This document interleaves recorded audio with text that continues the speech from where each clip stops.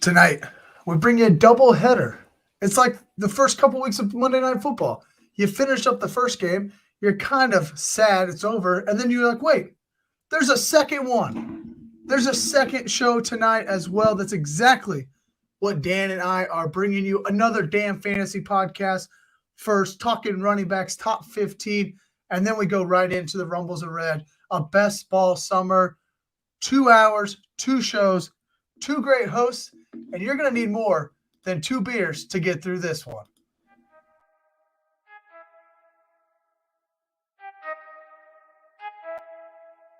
I need to know everything, who and the what and the where, I need everything. Trust me, I hear what you're saying, but act like it's new what you're telling me. I'm curious, George, I hop in the Porsche, it's 5 and a horse, I'm ready for war, I'm coming for throats, to turn to a ghost, I need to know everything. Now you'll be surprised at the info you get is by letter. All right. You got me all hyped up with that intro, buddy boy. We got Monday Night Football on the brain a little bit, I see. I noticed earlier I was looking at some stuff, and I noticed it's like 3 weeks of double headers this year. Beautiful. I love it. Yes, beautiful. So, well, welcome to another damn fantasy podcast, man. Sorry we couldn't get it in on Wednesday. I had a headache from hell, something that put me down at about 8 o'clock at night. So it just wasn't going to happen, but I'm glad we're able to rock and roll on a Friday. It's ended up being a pretty cool idea. I think we can kind of like make it a whole deal. Maybe we should do this every year. I mean, we were already going to be here on Friday night together. Right. Might as well just double it up and have a good time while we do it. And, you know, give the people the things that they come to see each and every week. It's just on one night now. Absolutely. No, I love it. I love it. Well, welcome everyone. Welcome. This is brought to you, of course, by Bite Size Sports. They make sure everything goes for us here on this channel, and definitely subscribe if you haven't done so already. Always follow along with some of the other podcasts. We cover, just about every sport. It feels like a lot of good content, a lot of great hosts that come through the network. So definitely a pleasure being a part of it. Spotify, Apple Podcasts, YouTube, of course. Today, Trevor, it's running back time. We're going to talk redraft running back rankings. This has been kind of like the theme for our news segment every episode as we've ramped up production a little bit getting into the season. It's been always, running back this or running back that, Kamara, who's going to sign where. We kind of got a lot of those questions answered. Yeah, it's been a lot of news around the running backs, and it was a lot of talk the first couple weeks that we were back, right? Not this week. This week it's breaking news. They're signing different places. How is that going to be affecting the running backs who are already there? The Breece Halls, Ramondre Stevensons of the world. Excited to talk through all of that. My first thing, just stop panicking. I got Breece Hall in the middle of the 4th round earlier, the day that Dalvin Cook signed. I'm like, all right. This is the furthest he's dropped I've ever seen him dropping. If he's going to keep dropping, I'll just keep scooping him up because while I do think that Dalvin brings him down a little bit, I'll buy the dip on some of these running backs. Absolutely. I think, we'll really get into it here in a minute, but there's more to go. There's a few guys left still to sign that could impact some of these other guys. And, you just got to trust that the more talented running back is going to be the hot hand, and that's the guy that you can ultimately rely on in those things. And the thing is with running back, outside of 2 or 3 teams, maybe everything's in a committee. Yeah. It's not uncommon. That's the norm now, where you got two top dogs kind of in the backfield. One of the guys is going to put up all the touchdowns. The other guy's going to get all the touches in between the 20s. So it's just about finding that right balance for your team and figuring out, where you can get that competitive edge. Yeah, we'll talk a little bit about strategy today, but that right there is exactly why I've got the tag 0 RB life. Guys, everybody's running back by committee these days. Why do we keep paying 1st and 2nd round prices on redraft leagues for these running backs? I'm excited to talk about that. And just kind of get into it a little bit around some of those strategies when it comes to drafting running backs. But let's, Dan, jump on into the news. We got a little bit of non-running back news to start because there were some injuries out there. Yeah, absolutely. Now, these guys, since since we first put him on the sheet, I think Mike Gesicki, it turns out his ankle is a little bit more minor. He should be back in no time. Russell Gage, unfortunately, not the case there Man. for him. Dude, Season-ending RIP to injury. his career, I think, man. Like, this guy It's can't tough. stay on the field. He was a favorite of mine back in Atlanta. He was the number 2 back, way back, behind Calvin Ridley. I thought he was going to be good. Can't stay on the field. Leaves Atlanta, goes to Tampa Bay. Can't find the field in Tampa Bay. And now a season-ending injury that's just a tough break for a cat that I thought really would shine. And he just never flourished. So I think that's really just going to be his career. Like he might come back and be a wide receiver 4 or 5 on a team, but I don't think there's a ceiling for a guy like this at this point anymore. Yeah, no, I mean, you really hate to see it, honestly. Like, he did have that kind of breakout year in Atlanta, which even earned him that opportunity to go to Tampa and kind of be a guy there. And then ultimately, they ended up getting all these different tools out there, or wide receivers out there in Tampa, and it kind of just diluted his potential impact for that team. So hopefully, he, is able to bounce back. But at this point, what's he, almost 30? I mean, it's gonna be tough. Yeah, he's been in the league for quite a while. There's a guy that hasn't been in the league very long, and I was gonna pull it up on Twitter and show the video. Unfortunately, my technology issues that I'm still having with my actual computer, I can't run Underdog on, so I'm using my wife's computer for tonight. And I'm not on the Twitter sphere with it, but I wanted to show the video of Treylon Burks. And just, man, that was scary.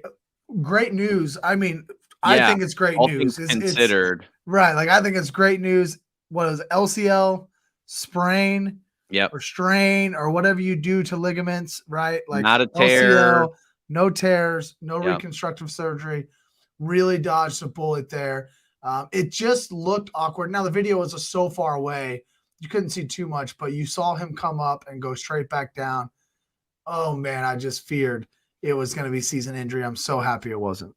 Same. I mean, I think his career is going to benefit so much having DeAndre Hopkins there in Tennessee on the other side for him. And then obviously you've got a solid running game in the backfield there in Tennessee. You just hope he truly gets that opportunity, because last year he missed a number of games too, right? It was a concussion a couple of different times, and then he came into the season with, I think, like a back injury. And it was just like all of these things kind of stacked up that kind of impacted his rookie season. So I'm really excited to see what he can do with a fully healthy season. And just hearing that it was just a strain, like, he's gonna be able to bounce back from that. Yeah, I was so worried, and I love Treylon Burks. He's my favorite Titan to click. Tajay Spears looked really good, I thought. So that'll be a fun young pairing there in Tennessee for sure, going forward. Absolutely. In quarterback news, we can kind of shift gears before we go full on. This will be the last non-running back topic, I think, for the rest of the show.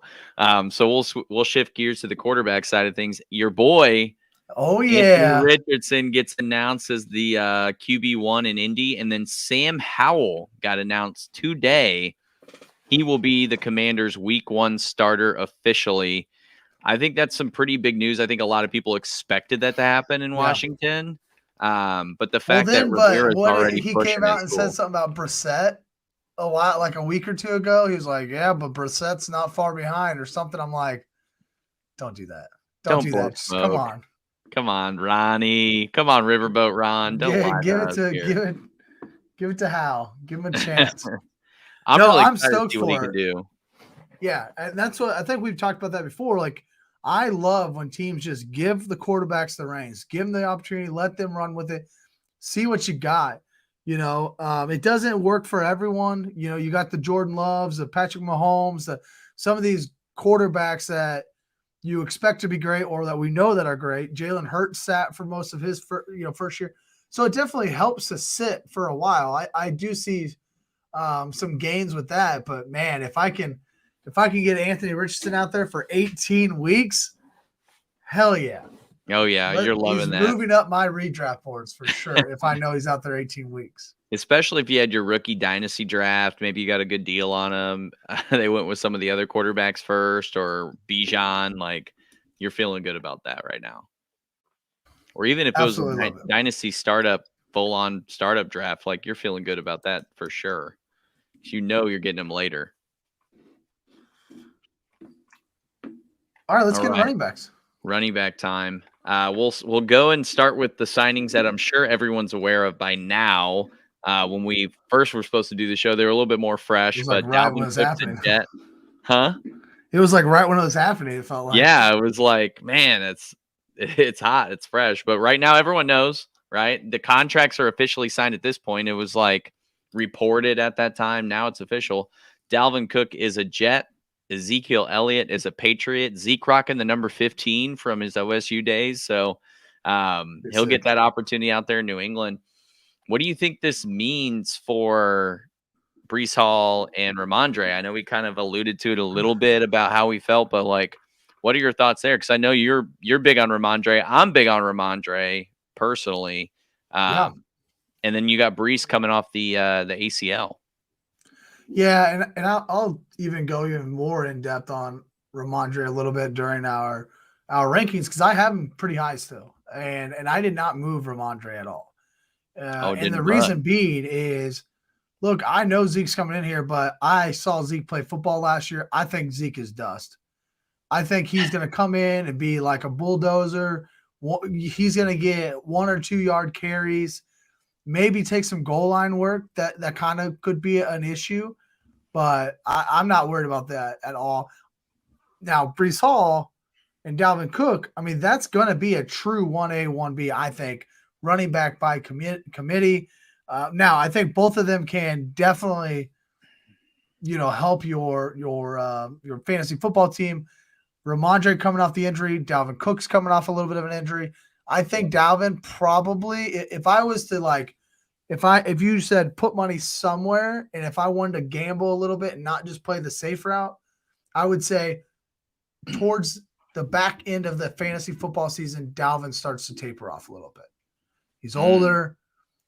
I don't know how many, more years he's got left in his tires. Clearly, nobody was like, dang, this guy is legit still, because it took him forever to sign. He didn't get the money he necessarily wanted out of the gate. So I'm not saying he's going to be a bad football player, but I do think that Brees got the draft capital. Brees is their future in New York. Like, yeah, bring Dalvin in because you want him, a little extra. But I think Brees Hall, by the end of the season, should be up to 60, 70% of these running back snaps and really start to fade Dalvin Cook out a little bit. That's where, if I was taking a risk somewhere, that's where I would go with it. Yeah, and I mean, both these guys are coming off injury, like you said, and with situations like this, usually you're riding the hot hand. With Zeke, I totally agree. I think he's going to be taking on more of a LeGarrette Blount role that we saw in his time in Philly. But for Dalvin Cook and Brees, I don't know who's going to taper off, right? Because it's like, who do they want to save for the playoffs? I think that's ultimately going to be the decision for the Jets. I think they have a really good opportunity to make the playoffs. I don't know if anyone else is watching Hard Knocks out there, but they look pretty damn decent, and they've got a lot of talent out there, not on just on the offensive side, but on the defensive side as well. So Aaron Rodgers likes a guy named Garrett Wilson. I love that too, because he's my keeper in my other league. So the one I'm defending the title in. Yeah, keep it rolling.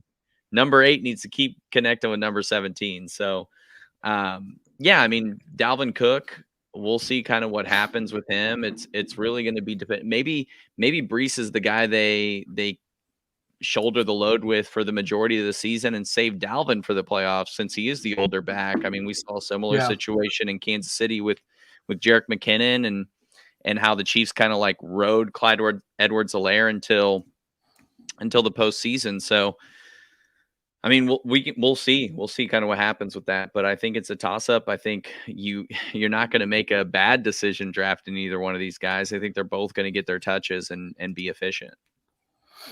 Yeah, I would agree that it's definitely going to be 1A1. Like, that's where I'm at with it. Like, And I think that's kind of the safe way to look at it. It's like it's going to be 1A, 1B. They're both going to get their touches. They're both going to be relevant in this offense, and which will make them relevant for your fantasy football team. 100%. So, I mean, finally, before we go into the rankings, I mean, where does this leave Kareem Hunt? Did I lose you? You hear me?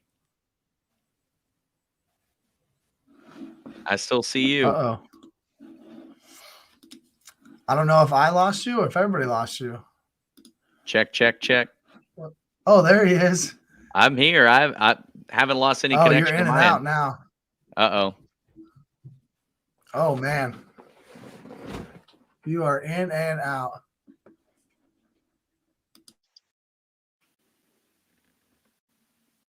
Test. We good? Nothing's skipping on my end.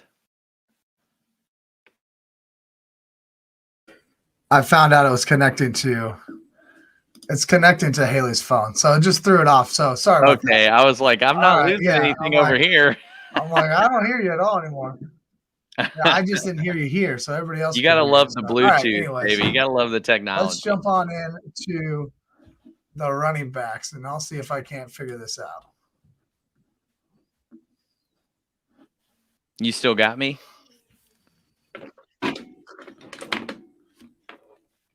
Yeah, you're good. Okay. All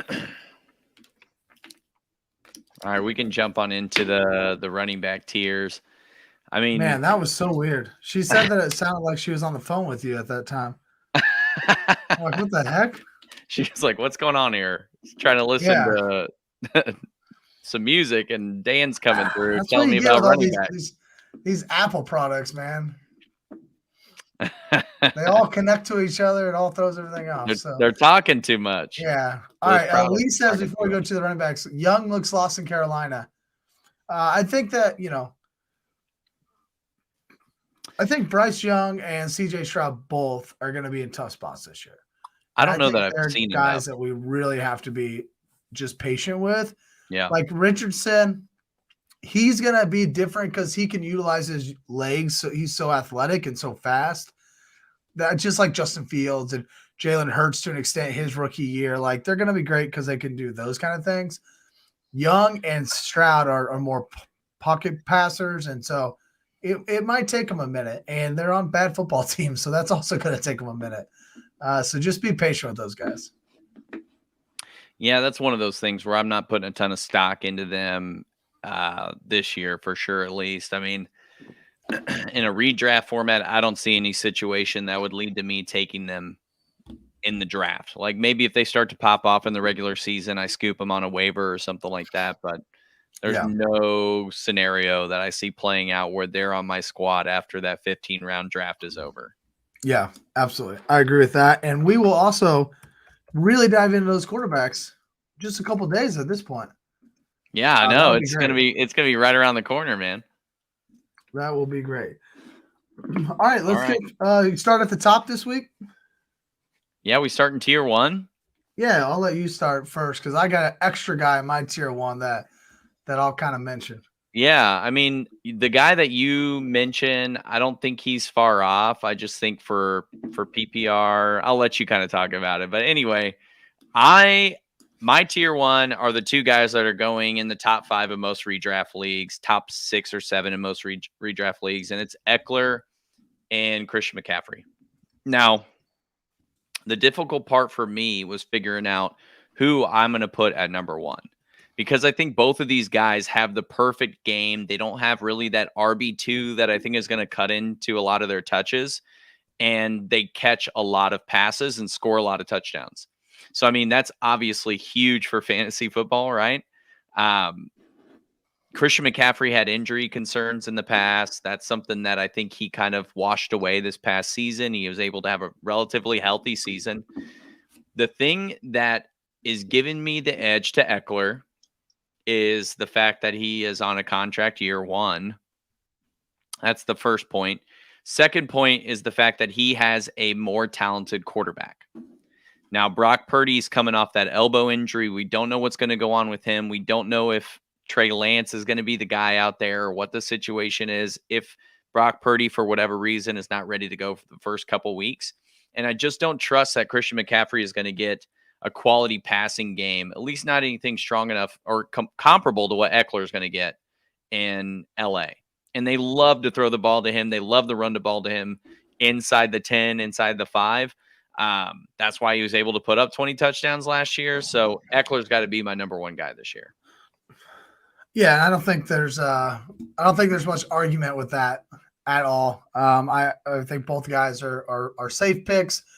I have trouble taking them, like especially Christian McCaffrey, because he is going so high. Eckler is going to go higher in your home redraft leagues because our home leagues, people love their running backs. So I think I probably won't have a lot of these two just because simply where they're being drafted. And I'd rather take Tyreek Hill or Cooper Kupp or Stephon Diggs, those kind of guys, a little bit safer. Wide receivers don't get injured as much. Not saying they can't get injured, but just they don't get injured as much, those kind of things. But yeah, I like Eckler a lot. I do think he'll be involved quite a bit. I did see or hear a stat about how Eckler is not – he didn't catch as many passes in games that Allen and Mike Williams were healthy, and so that kind of worries me a little bit. Not that I expect those guys to stay healthy, but you add in Quentin Johnston now. Yeah. Like, you know what I mean? I feel like 2 out of the 3 could be healthy most of the time, so that kind of does worry me a little bit. As I get into my tier 1 running backs here, if you are with us tonight, thank you so much for hanging out for our double header ADP Rumbles of Red. Right now, we're just talking through our top 15 running backs. Hit that like button, subscribe, and jump into the chat. Let us know. If you're watching on Facebook, you can chat on Facebook, but come on over to the YouTube side of things to get a little bit more experience, chat with other chatters, and then, of course, let us know how you think about our tier 1 running backs. I also go CMC Eckler, but I'm adding in a third guy here in Nick Chubb, and I'm putting him into my top tier here. A lot of talk out of Browns camp right now. Nick Chubb being more of a pass catcher this year.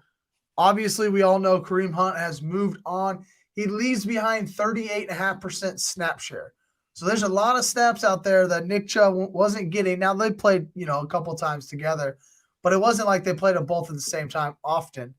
50% of the running back targets left with Kareem Hunt. The Browns have brought in no one. We just talked about Ramondre and Breece Hall having guys come in and battle with them.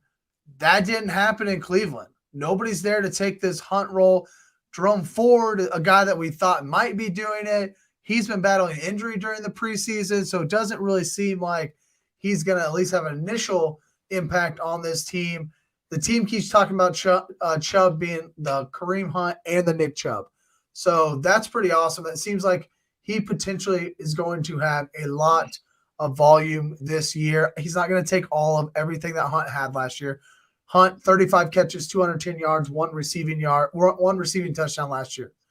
If we added all those to Nick Chubb's numbers last year, gives him an additional 62 PPR points, giving him 316 points on the year, or also known as 41 more points than what number 1 Josh Jacobs had last year. So he would have blown the running backs out of the water if he had just Kareem Hunt's receiving numbers added to his stats last year. Again, it's not a guarantee. He's taking all of that work, but man, everything out of camp sounds like he's going to take a lot of that work. Sounds like he's going to be catching more passes than he's ever done. I really think Nick Chubb could be set up for an absolute smash this year. I love moving him up into tier 1. I'm excited about Nick Chubb, which just feels weird because he is a guy that I am not usually clicking the button on. That's not your MO. No, but all this talk around him catching these passes, I'm like, all right, if he can bring that, even if he catches 15 more passes than he did last year and adds 150 yards instead of 2, like I really think that Nick Chubb could be in for a really great year and could be a good value. I think he's kind of going in the back end of that first round. And I think what's important to note about your point, because I thought it was a really good one, is that you were adding Kareem Hunt's receiving yards to his total. Kareem Hunt didn't even play the majority of the season last year. So that's a very conservative point total that you're adding to Nick Chubb's numbers from last year. So I think that's a very good point. The thing that has me skeptical personally is that it is chatter. I haven't seen Nick Chubb embody that role just quite yet. Now, he is pretty fresh because he has split that role with Kareem Hunt and Dearness Johnson and any of the other Duke Johnson, any of the other guys that kind of came through Cleveland in his time there. But, I really don't have him that much further behind where you have him in the entire scheme of things, the rankings. He's sitting at 4 for me in tier 2. I'm just not taking him round 1 personally, which I have seen him go back into round 1 as well. And you know that I'm probably not taking round 1 either. Yeah. But I do think that if I'm talking just rankings and tiers and not as much about strategy, I do think that if he gets that receiving work, that he deserves to be talked about like Austin Eckler and Christian McCaffrey. He's not going to get the receiving work they get, but they're also not going to get the ground and pound that he gets, right? So it's kind of goes both ways a little bit, and that's why I think he goes up there. Absolutely. Rest of my tier 2, I got Saquon at 3. I think, his pass catching ability has been proven. He gets the touches. He doesn't really have another guy out there in New York that I think is going to shark his touches. At 5, a lot of people have Bijan in their top 5. I don't know how that Atlanta offense is going to pan out this year. I don't know what the situation is going to be in the passing game. The coaches have already talked about Tyler Algier still being heavily involved in certain capacities. So I don't think it's going to be this big Bijan Robinson takeover that everyone thinks it will be. Now, I think as the season progresses, he's going to get more of that share of those touches, which is why I'm keeping him in the top 6. But to round out my top 5, I got to put my guy King Derrick Henry back in the mix. I think Spears coming into play is actually going to benefit him in the long run, where he'll be able to be a little bit more efficient with his touches as opposed to just like running himself ragged until the fourth quarter and hoping he outlasts the other defense. And then the fact that they're actually going to have a balanced passing attack opposite of him, I think everyone was able to key on him, which is why he saw career lows in yards per carry. He's still got it. I mean, the guy stayed healthy throughout the season. I think he's going to be just fine this year as well. If I'm looking at the top 5 running backs, guys, I'm taking maybe at the back in round 1 or back end of or beginning of round 2. Those are the only guys I'm looking at. Now, for my strategy purposes, that's why I left just Eckler and Christian McCaffrey in tier 1, because those are the only guys I'm drafting in round 1. Yeah, that makes sense too. That's a really good way to put it too, especially with these top end running backs. Of like, I'm not touching the rest of these guys, so I'm just going to put them in a second tier. And that's kind of why we talk about tiers. Like when you draft, you should have tiers, right? If I'm going to put Christian McCaffrey and Austin Eckler in a tier above, like a Garrett Wilson and Amon-Ra St. Brown, but I'm not going to take them over like Steph Diggs, right, Tyreek Hill, those guys. And so if I'm thinking about it, right? So if all those guys went, all right, I guess I'm going to take. It's not like an automatic. I'm never taking these guys, right? But the way the drafts usually go, most often I'm not taking them, just because usually somebody else is willing to take them before I'm willing to take them. So That's why we put them in tiers. That's why we talk about them in tiers. But you should really be taking these tiers and putting them into your entire ranking. So you kind of, when you're drafting, you're ready to go. Right. More than just positional. Yeah, exactly. Right. Yeah. You gotta put them all together. I'll talk about my second tier. I do have Bijan in my top 5. Tony Pollard right there at number 5. Saquon at 6. And then JT, I kind of felt like I was a little bit low on JT, and then I saw he didn't even make your tier 2, so I'm like, all right, maybe I'm not low. Obviously, a little bit of worry right there with JT, right? Is he going to show up? How's it going to go? It doesn't seem great, but I want to talk about Tony Pollard. I've got him in my top 5. Okay, you've got him on. I'm like, is he even on yours? I Yeah. see he's on yours as well. Um, you know, similar but different than what Nick Chubb's situation was in, right? Chubb lost the pass catching guy. Pollard lost the ground and pound guy.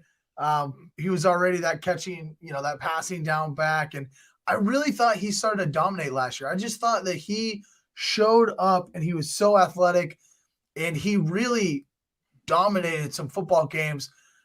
I think it seemed like it was a Thursday night game or definitely like a solo game when he just went off. Was it against the Vikings when they just beat down the Vikings? I think so. And I mean, Pollard just he went went on a off, and stretch. I was just loving it. Ended up last year at top 8. Zeke, 231 carries, 12 touchdowns. That's gone.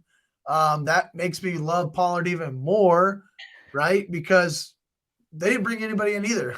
They draft I almost called him Darren Sproles. Jeez. They draft Deuce Close enough. Vaughn, who is, the smallest guy on the field. Malik Davis is there and probably going to win that number 2 spot. Didn't really do a whole lot last year, and he's not really getting a lot of hype coming out of camp. It feels like this is going to be Pollard's team, which begs the concern of, can he handle all that volume? I am willing to take the bet, at least for one season. Tony Pollard takes on the volume, succeeds, and ends up as a top 5 running back. No, I love that take. I think I am a big fan of Tony Pollard. I'm just curious about what his situation is going to be health-wise. When's he really going to get brought up to speed, that sort of thing, which is what kind of pushed him down for me. But just to tap on your point a little bit, it was a game against Chicago where he was able to score 3 touchdowns on the ground for 131 yards, catch a pass for 16. The next game, he put up 115 and a touchdown with another 13 yards receiving on 3 catches. And then came the Vikings game where he ran for 80 yards and caught 6 passes for 109 and 2 touchdowns.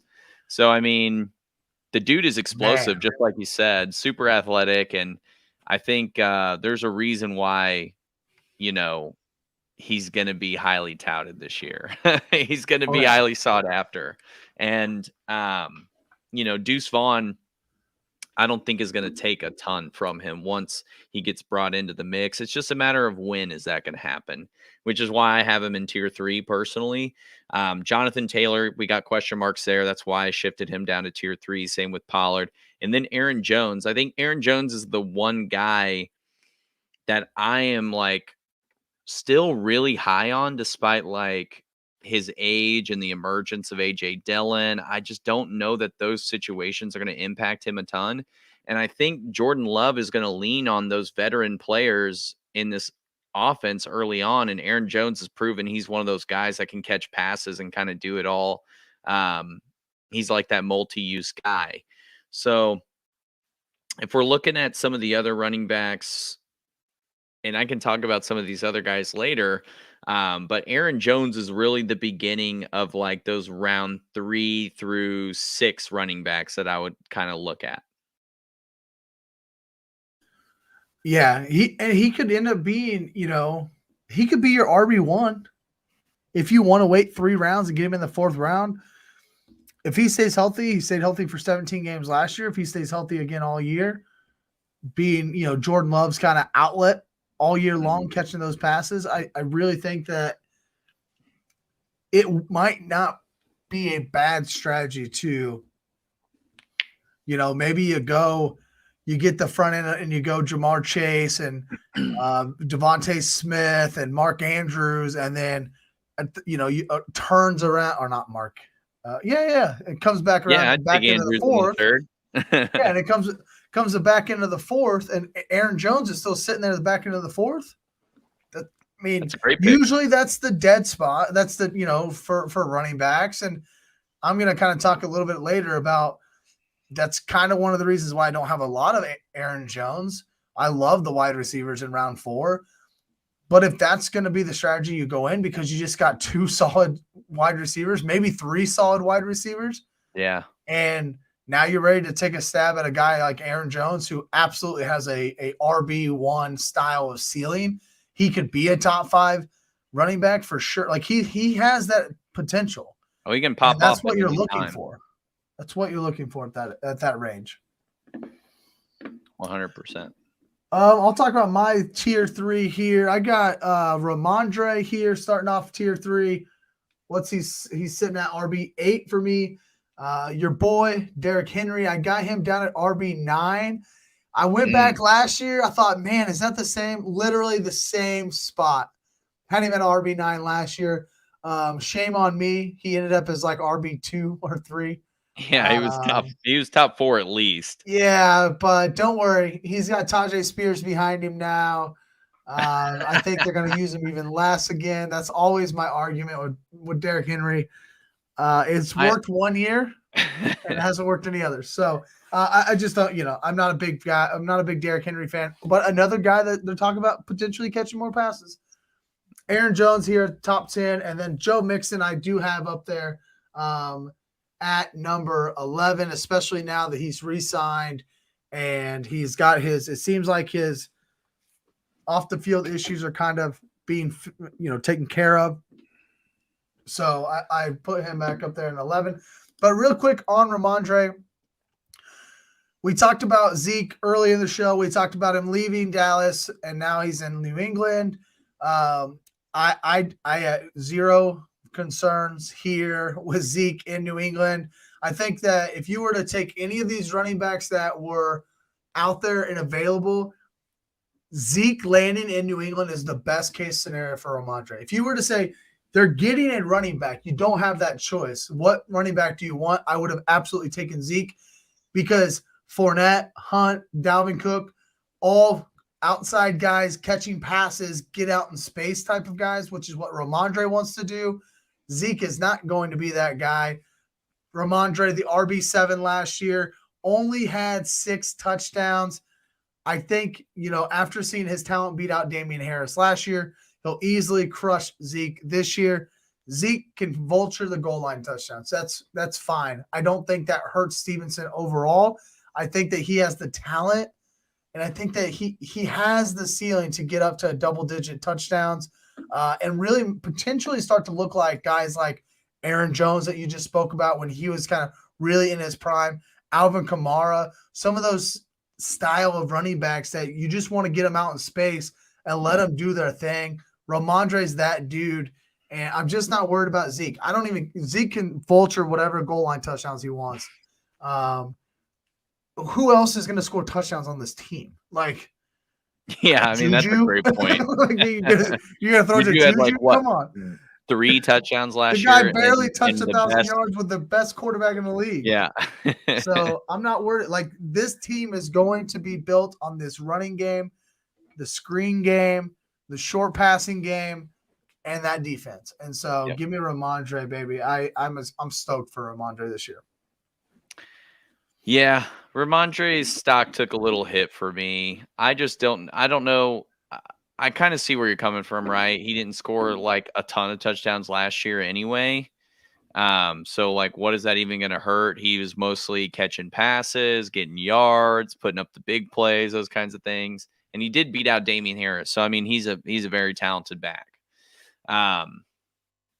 I'm just interested in how it's going to shake out at the end of the day. So I'll kind of go through my tier 4 and 5 and then pass it back to you, because this is where we kind of differ a little bit in some of these rankings here.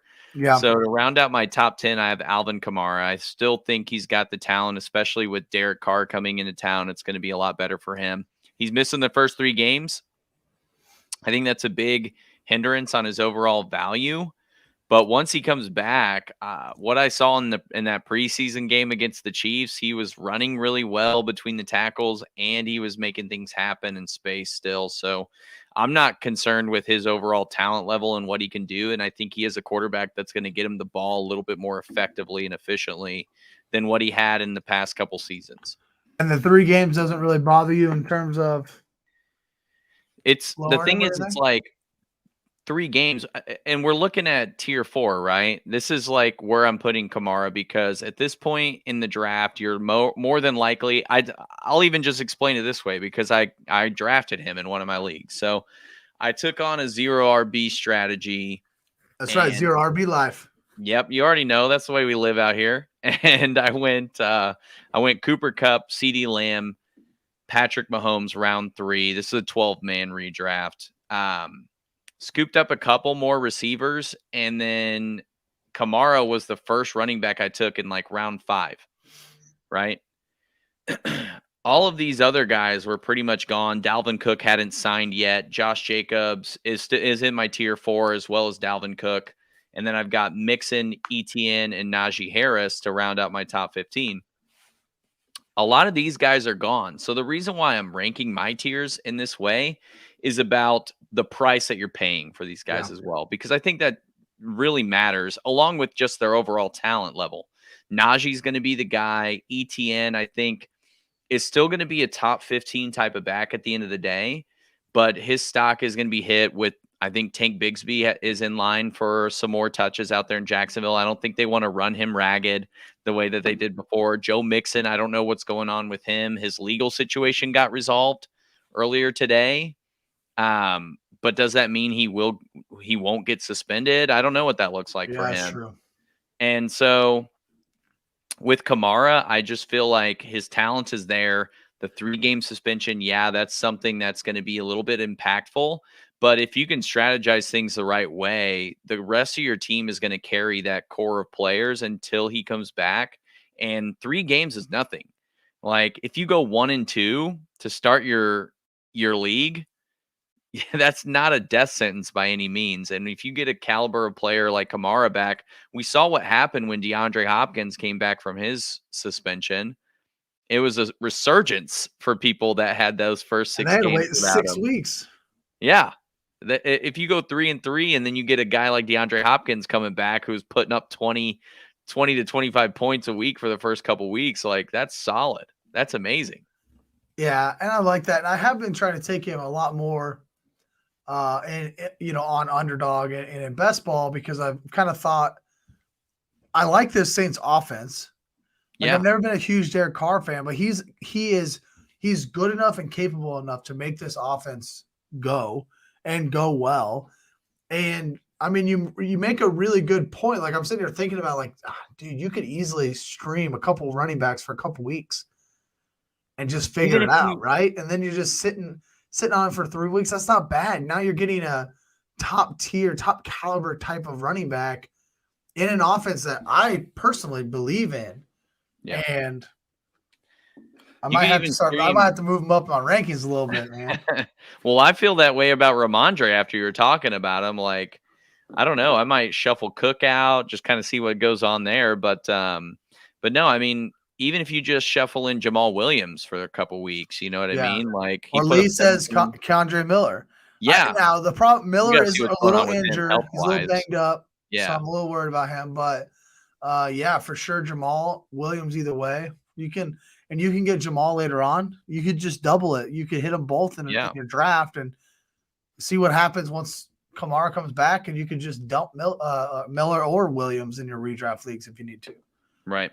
Absolutely. I love Keandre Miller though. Whew. I hope he comes in a little bit healthy at the start of the season and gets some touches because I do like him too. Dude's so athletic. You're a little lower on Najee than I am. Not far, but not far, but get him at the bottom of the 15. Yeah, I just don't like. Glad to see that there's other haters out there though. Yeah, I don't like that Steelers offense. It's not sexy to me. Yeah, it was. I mean, it was solid towards the end of last season. Yeah, I think Pickett is going to be okay. But I mean, a lot of that solidness came through the air, and that just was really just George Pickens and Deontay Johnson getting better, Freiermuth getting more involved. Najee Harris is the Derrick Henry when he was 26, but not nearly as good. As in, he doesn't catch passes. They're not throwing it to this guy. He is going to run between the tackles and get you 3 or 4 yards. And that's kind of what it feels like. Yeah. I just think the offensive line concerns too with Pittsburgh is another reason that's kind of like scaring me away with him. But if I get him at the right value, I'm not going to hesitate to take him. Yeah, he doesn't seem to fall still. So I'm like, Yeah. I'm probably just always going to be out. Just literally because he doesn't. Sometimes, especially when you get into your home drafts, people will just draft names, Yeah. And Najee Harris still has a name there. Well, Go ahead. The time that I'm seeing Najee go to, it's like I'd rather take a Mark Andrews there, or I'd rather take a Debo Samuel. You know what I mean? Those kinds of guys are a little bit higher for me. Debo's one of my favorites. Yeah, I agree with that. Najee kicks off my tier 4, last tier, my 15 at number 12. Josh Jacobs at 13. So I have him a little bit behind you. I actually kind of expected you to have Josh Jacobs a little higher, Travis Etienne, and then I have the rookie Jahmyr Gibbs just in there. I like what I'm hearing out of camp about him, but really for me, and I'm not sure how you feel about Josh Jacobs, but he worries me this year, and I'm not like fully out on him where I'm never going to take him, but I am definitely lower, and I think you're lower than most if around the industry, and I have him outside of my top 12. He's dealing with this holdout situation, but for me, it's what he did last year. Something he did last year always has me push running backs down, and he didn't do anything wrong, but he had 393 touches. 393 touches. No way he matches that. And rushes. He ends up as the running back 1, which was a great year last year for him. But it's very rare for running backs to go over 350 touches and then come back the following year and dominate again. Derrick Henry did it from 2020 to 2021. No, 2019 to 2020. Right. And then in 2021, he actually got injured and came back last year and was great again. DeMarco Murray did it a couple years in a row. Dude was a freaking beast, man. Like he's far above everybody else back when he was there. Like it is very rare for these running backs to have 350 touches and then come back the next year and dominate again. It's not impossible, but rare. And this isn't like you had 350 and you're going to get injured now. Like, it's not that. Like, I'm not saying Josh Jacobs is going to get injured because he had so many touches last year. But history does tell us that when you have that many touches in a year as a running back, there is a higher probability that you're not going to play all the games the following year. Yeah. I'm taking that into account with Josh Jacobs this year. No, I see that point too, and I didn't really factor that in, to tell you the truth. The big thing for me is I'm getting Le'Veon Bell vibes from him. I'm getting 2017 Le'Veon Bell vibes, where do we know if this guy's even going to show up, even going to play? If he does sit out, how long is it going to be? Those are all things that worry me, and as a victim of that Le'Veon Bell holdout, I am not going to put myself in a situation like that ever again. I hear you. I don't blame you. I don't blame you at all. Dan, let's talk through this a little bit. If you're in the chat with us, let us know how you think about our tiers. Do we miss anybody in the top 15? Let us know if you feel like there's somebody we didn't really talk about that you think we should have in our top 15. Dan, running back to most likely fall out of the top 24. I see your answer. We just talked about him, but tell us why you think that. It's Josh Jacobs, man, and the big thing is related to the holdout. I know I kind of already talked about it, but really it's about how many games is he even going to play. I didn't even factor in the number of touches he had last year, which is insane. That is very high number of touches, so I think that's a very valid point that you brought up. But the other piece is who's his quarterback going to be? Like, Derek Carr's not a world beater, but he's at least a top 15 kind of guy. You know what I mean? He's competent, exactly. And he's been in that offense for a few seasons, been around those guys, knows the chemistry of that team. And now you got Jimmy Garoppolo coming in off an injury. Who knows what's going to happen with him? Right now, the guy taking all the snaps is what's his name? Aiden O'Connell. Is that the guy they've got taking all the first team snaps? Like, I'm not it's trusting weird. Aiden O'Connell to No. be the supplemental piece in the passing game to Josh Jacobs' running game. It's starting to And make me worry about Devontae Adams too. I'm not Like, big touching time. Devontae this year, to be honest with you. I haven't even considered drafting him. But that's kind of where I'm at with it. I just don't know. I think if you're looking at anyone in my top 24, that's the guy who I'm pointing at as a potential fallout from that ranking. I went Aaron Jones. I would agree. I think Josh Jacobs is probably a prime candidate, which that would be weird, right? He was number 1 last year. Right. Big fall from the top, but I went Aaron Jones on this one, and you kind of alluded to it earlier around, AJ Dillon and whatnot. And I like Aaron Jones. Like, this isn't me saying he's going to, but if I'm looking at my top 15 and I'm trying to find somebody not named Derrick Henry to hate on a little bit,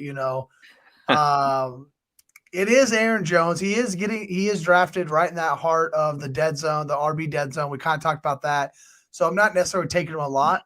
But there's a few factors here. And again, I don't really anticipate this to happen, but a couple things that if he falls out of the top 24, I feel like these are the things that have happened. His age has caught up to him, right? It's going to be his 7th season. His age 29 season. He is at said cliff. So it catches up with him, and so he doesn't do as well. That could happen. The other thing is the emergence of AJ Dillon. That could just lead to Aaron Jones's touchdown rate declining, which it has over the past 3 or 4 years for Aaron Jones. He hit a career low last year outside of his rookie year, down to 7 touchdowns, right? So AJ Dillon's emergence could continue to happen, which could lead to less and less and less volume for Aaron Jones. Now, this team last year, they ran both of these guys at the same time very often. Probably the most often in the league, running 2 RB sets. So I don't anticipate this happening, but if he was to fall out of the top 24, I think that would be why. Is either one, the age cliff just hits him hard and that snake jumps up and bites his calf or something, or AJ Dillon just keeps emerging, man, and is kind of a beast. And if he can kind of catch passes a little bit, could take away some of that passing game work from Aaron Jones as well. Yep. Real quick, what is going on, John? Devontae was hot and cold even with his buddy Derek Carr. Yeah, but Devontae Adams is still one of the best in the league. That's what kind of sucks, just from a fantasy perspective, man. This dude is so good, and now he's just like almost irrelevant. Almost. So Lee says, who was the quarterback when Debo had his best year? Jimmy G. So don't hate Adams too much. I don't think it's a Jimmy G hate as much as it is Jimmy G going to be on the field. Like that's where I'm at on it. Right. Is I don't hate. That's Jimmy why I brought G. up Aiden O'Connell too, because it's like that's who we've seen. We haven't seen Jimmy G in the offense. We don't know what that chemistry is going to be like at all. It's all been Aiden O'Connell. So that's been Jimmy G's whole thing, his whole career. Is he has just never. It feels like he's always out there because they made the Super Bowl run. He's had some success, but long term, he has not stayed on the field. And sometimes you just have players that happens to. Yep. They just can't stay on the field, right? I will say he's been one of them, and then he gets hurt in preseason this year, and it's like, here we go again. To go to Lee's point too, right? Jimmy G, his best season, Debo Samuel's best season was a year Jimmy G was on the field the entire year. We haven't seen that again since. It was a one-time thing, and that was the year they made it to the Super Bowl. Also, Debo Samuel makes his living off of catching the ball 2 yards from the quarterback and just being a man-child and running people over and running basketball. Devontae Adams, he wants the ball down the field. He wants to win against the cornerback one-on-one. Yeah, it's definitely a different style, and I'll be interested to see how he works with Jimmy G once Jimmy G does actually get back on the field. So yeah, for me, it's definitely not a hate against Garoppolo. It's just a simple, can he stay on the field?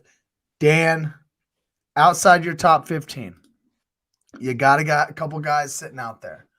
who's going to make it inside the top 12 if you were to guess some of these guys?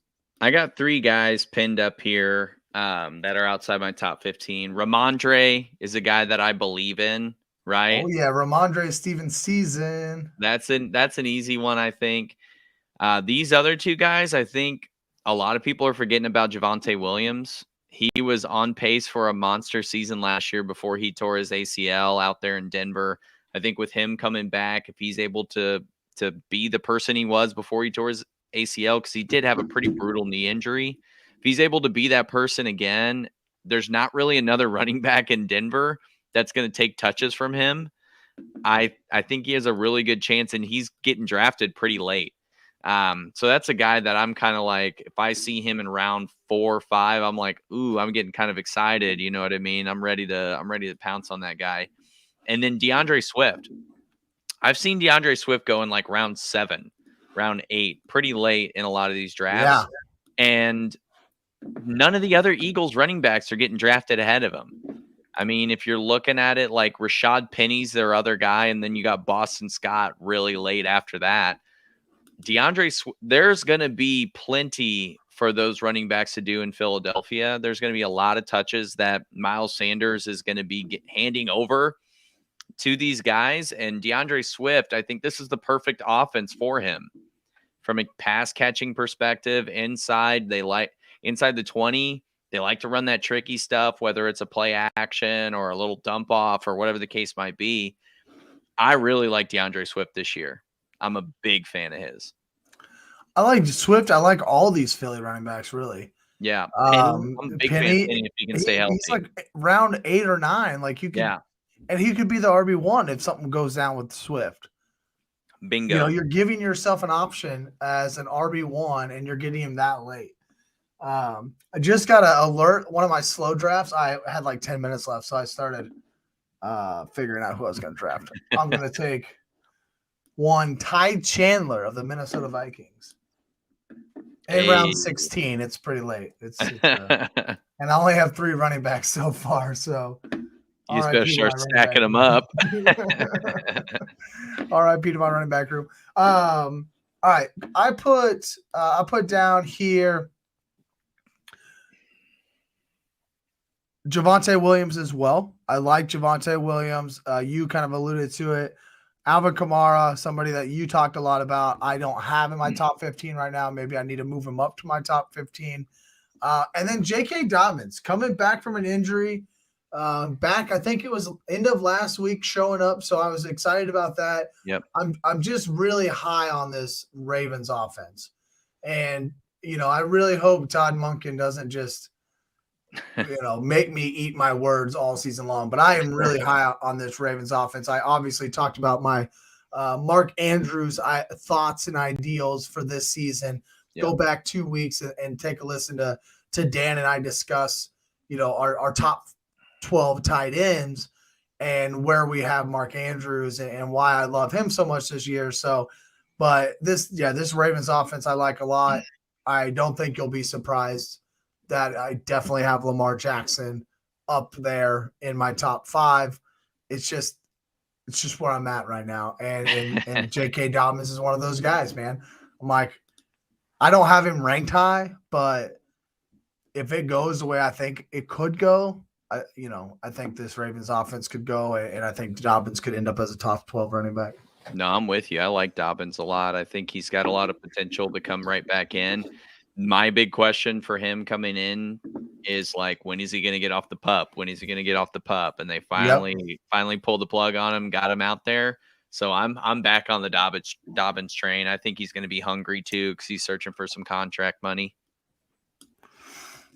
All right, let's get one more question in here before we switch over. If you're with us, thanks for being here. Stick around.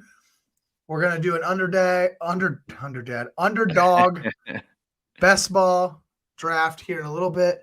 After we kind of wrap up ADP, we'll get right into Rumbles of Red. So stick with us here.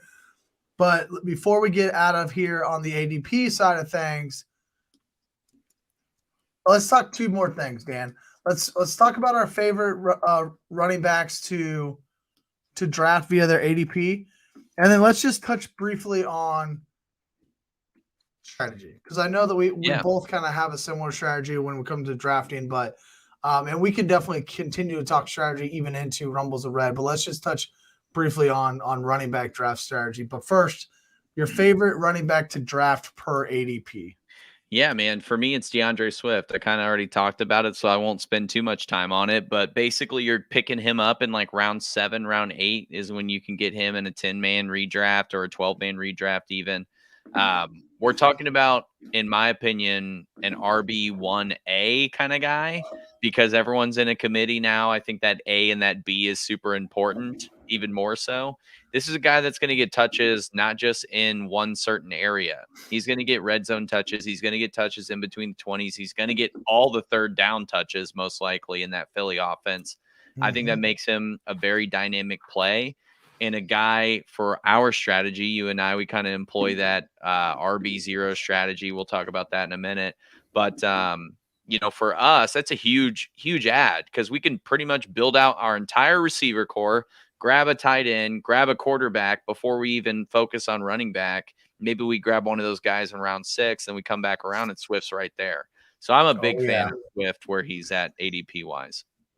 Top 5 rush rate as a team last year in Philadelphia. They love to run the ball. They're going to cycle these running backs through, and they're going to give them the ball early and often, especially in second halves of games. When they're leading, they really, really just throttle it down, milk that clock, hand the ball off.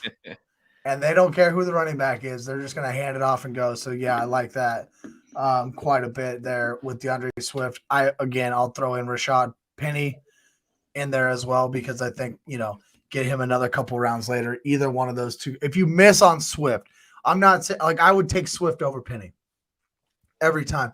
But if you miss on Swift and you just want to get one of the two, I'm not opposed to Penny 2 rounds later.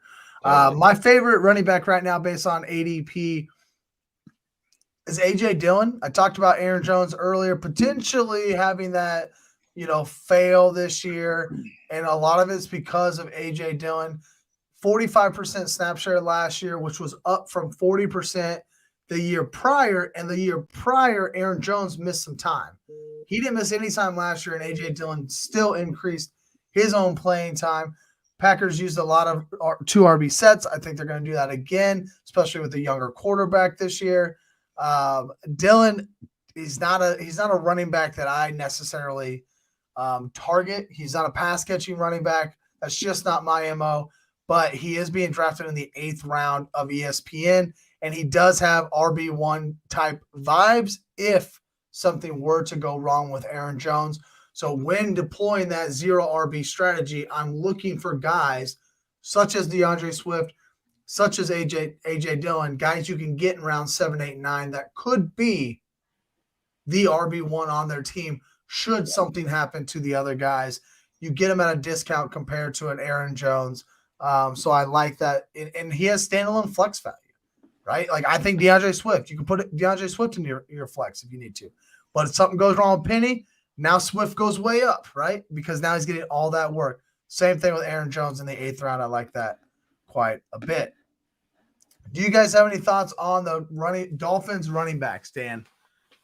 No, A-Chain, Mostert, Jeff Wilson. Yeah, that's a great question because that's something we haven't really touched on the running back episode where, all the different committees that are out there. I love A-Chain. I think he has a great potential. There he is. Yep. Lee's on the same page to me. There's a very good potential for him to be the most efficient guy with the touches that he receives. Now, we saw it last year. Mostert really kind of took off for a while. Jeff Wilson had his moment in the sun. Thing with Jeff Wilson is he usually gets hurt. He usually misses a couple games. I think Mostert's like 40 years old now. Mostert's on the back end of the running back life. Yeah. Mostert's older than you and me combined, right? So feels like it, man. No, I think there's a reason they brought him into Miami. They want to get him involved in this offense. They want to make it about him eventually. and he kind of fits the mold. He has that style, that speedy style that Mike McDaniel and that Shanahan offense really is known for. And I really like A-Chain this year. I think if I'm targeting any of those backs at all, it's him. But what's nice about that group too is they're all getting drafted kind of in a row.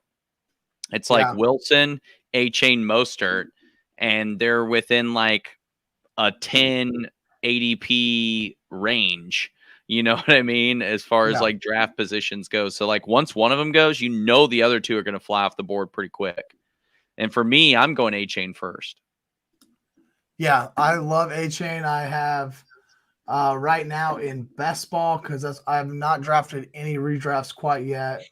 But in Bestball, he is one of my highest players at 17%. And I can't stop clicking the button. Like I literally just it's good value to take him. I think that he just has such great upside, and that if it hits, you're drafting him so low.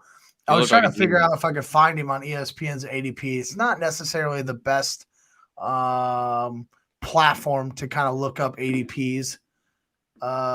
Sleeper is definitely a lot better, but Sleeper, it always throws me off because there's so much Dynasty action that happens on Sleeper. Yeah. That I feel like their ADP is sometimes a little skewed, but I can't find it on ESPN. So, but it's down there. I think on the NFL fantasy app, he was sitting at like 137. Yeah, that's lovely. Which is I've been averaging 115 in Underdog, and actually last night I did a draft and I took him at 115. I'm telling you, I can't stop taking this guy. Like I took him in round 10 of our 12-man draft, and that was like they always send you the post draft report. And it's like, this is what you did.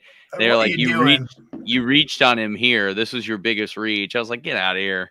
You don't know. You don't know what I know. Now wait till week 17, baby. You don't know what I know, NFL app. That's right. Let's talk strategy real fast, because for me there's a lot of strategies you can deploy, and I think that the casual drafter doesn't really think about running back strategy as much as probably you and I do, just because we talk about this stuff weekly, and I've done 53 underdog drafts. Like I'm trying to think through different types of running back strategy. Yeah. And so for me, it's hopefully my wife's not listening. For me, it is 0 RB. Like you're not drafting a running back for the first 5 rounds, somewhere around there. I mean, you can name whatever round you want, but probably usually about the first 5 rounds. There's like an anchor RB. Some people call it hero RB. You're taking one running back in the first or second round, right? You take Christian McCaffrey. You take a Tony Pollard at the back end of the second round. You take one, and then you don't take another one until after like the round 5 or 6. So one running back, 4 or 5 wide receivers before you move on. You could do robust, where you're taking like 2 or 3 running backs in the first couple rounds. So there's just different ways to run with the running back. Yeah. Another Damn Fantasy podcast rolls 0 RB, or maybe even anchor RB, I would say. Like neither one of us are. I am rare. I'll do it in best ball because you kind of have a portfolio and you want to mix and match. The scenario matters.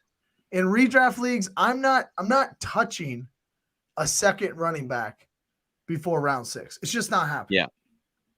No, I think the scenario matters, right? I mean, for keeper leagues, right? I'm in a keeper league where we do a redraft except for the one.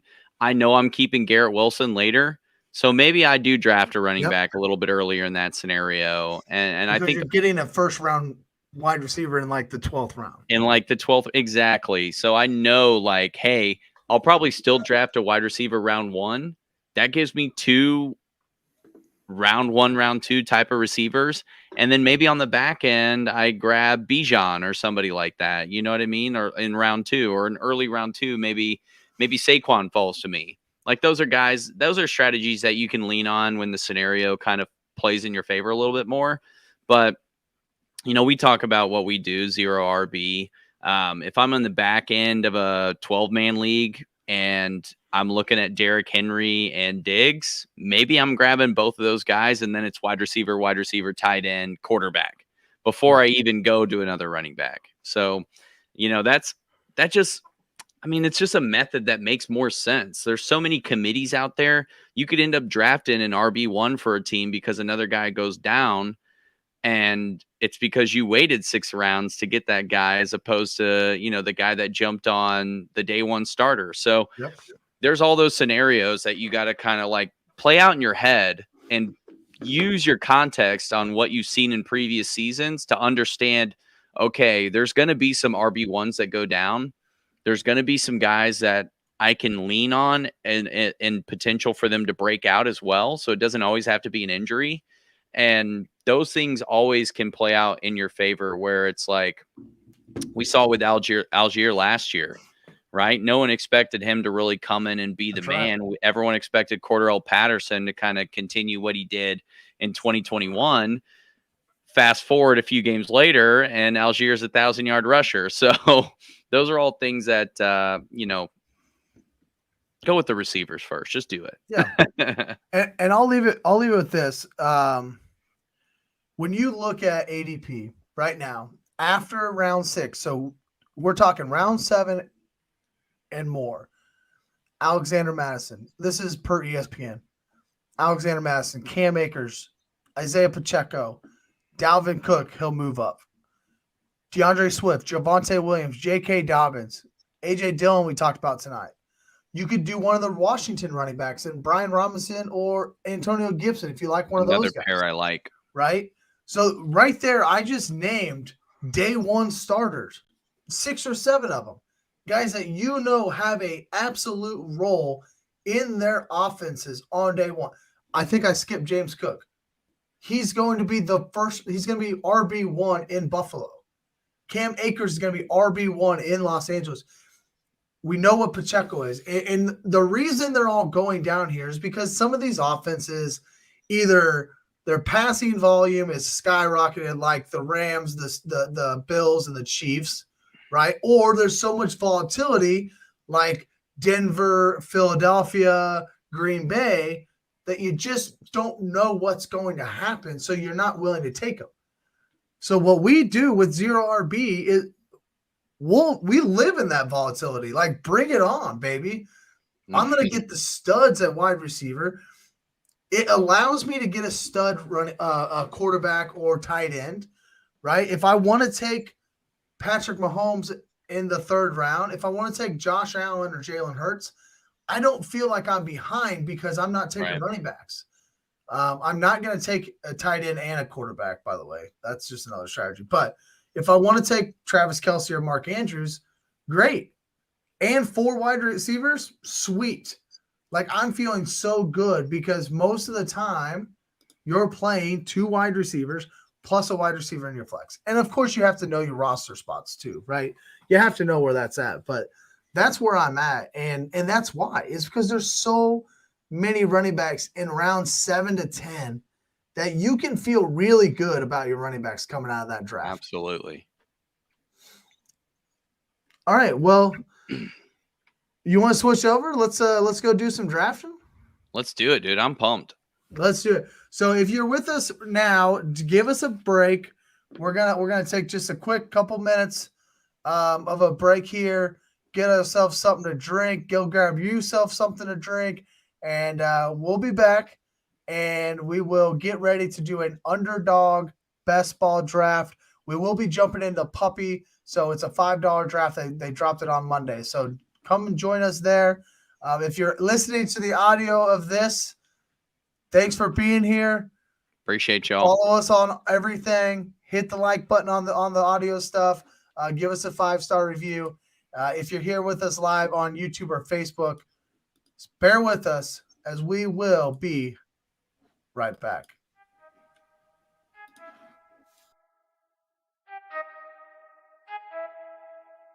I need to know everything, who and the what and the where, I need everything. Trust me, I hear what you're saying, but act like it's new what you're telling me. I'm curious, George, I hop in the Porsche, it's 5 and a horse, I'm ready for war, I'm coming for throats, to turn to a ghost, I need to know everything. Now you be surprised at the info you get is by letting them talk, so I'm letting them talk.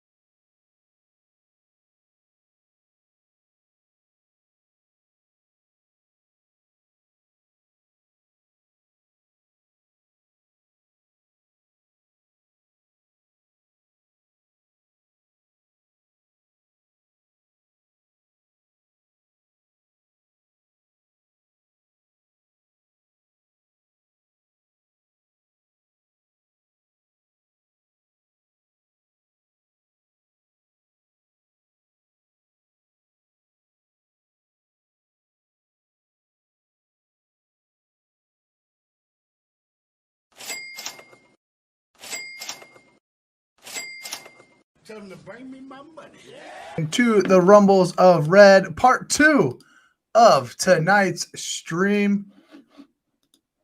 Thank you all for being here. Thanks for sticking around, obviously. Hit that like button if you haven't already, and subscribe to the YouTube channel here on Bite Size Sports. We do have a goal, 750 subscribers that we are aiming for by the end of the NFL season. We've got the live shows every night of the week almost. NFL on Tuesday nights, ADP Wednesday nights, the bounce on Thursdays, and then I'm always here every Friday night.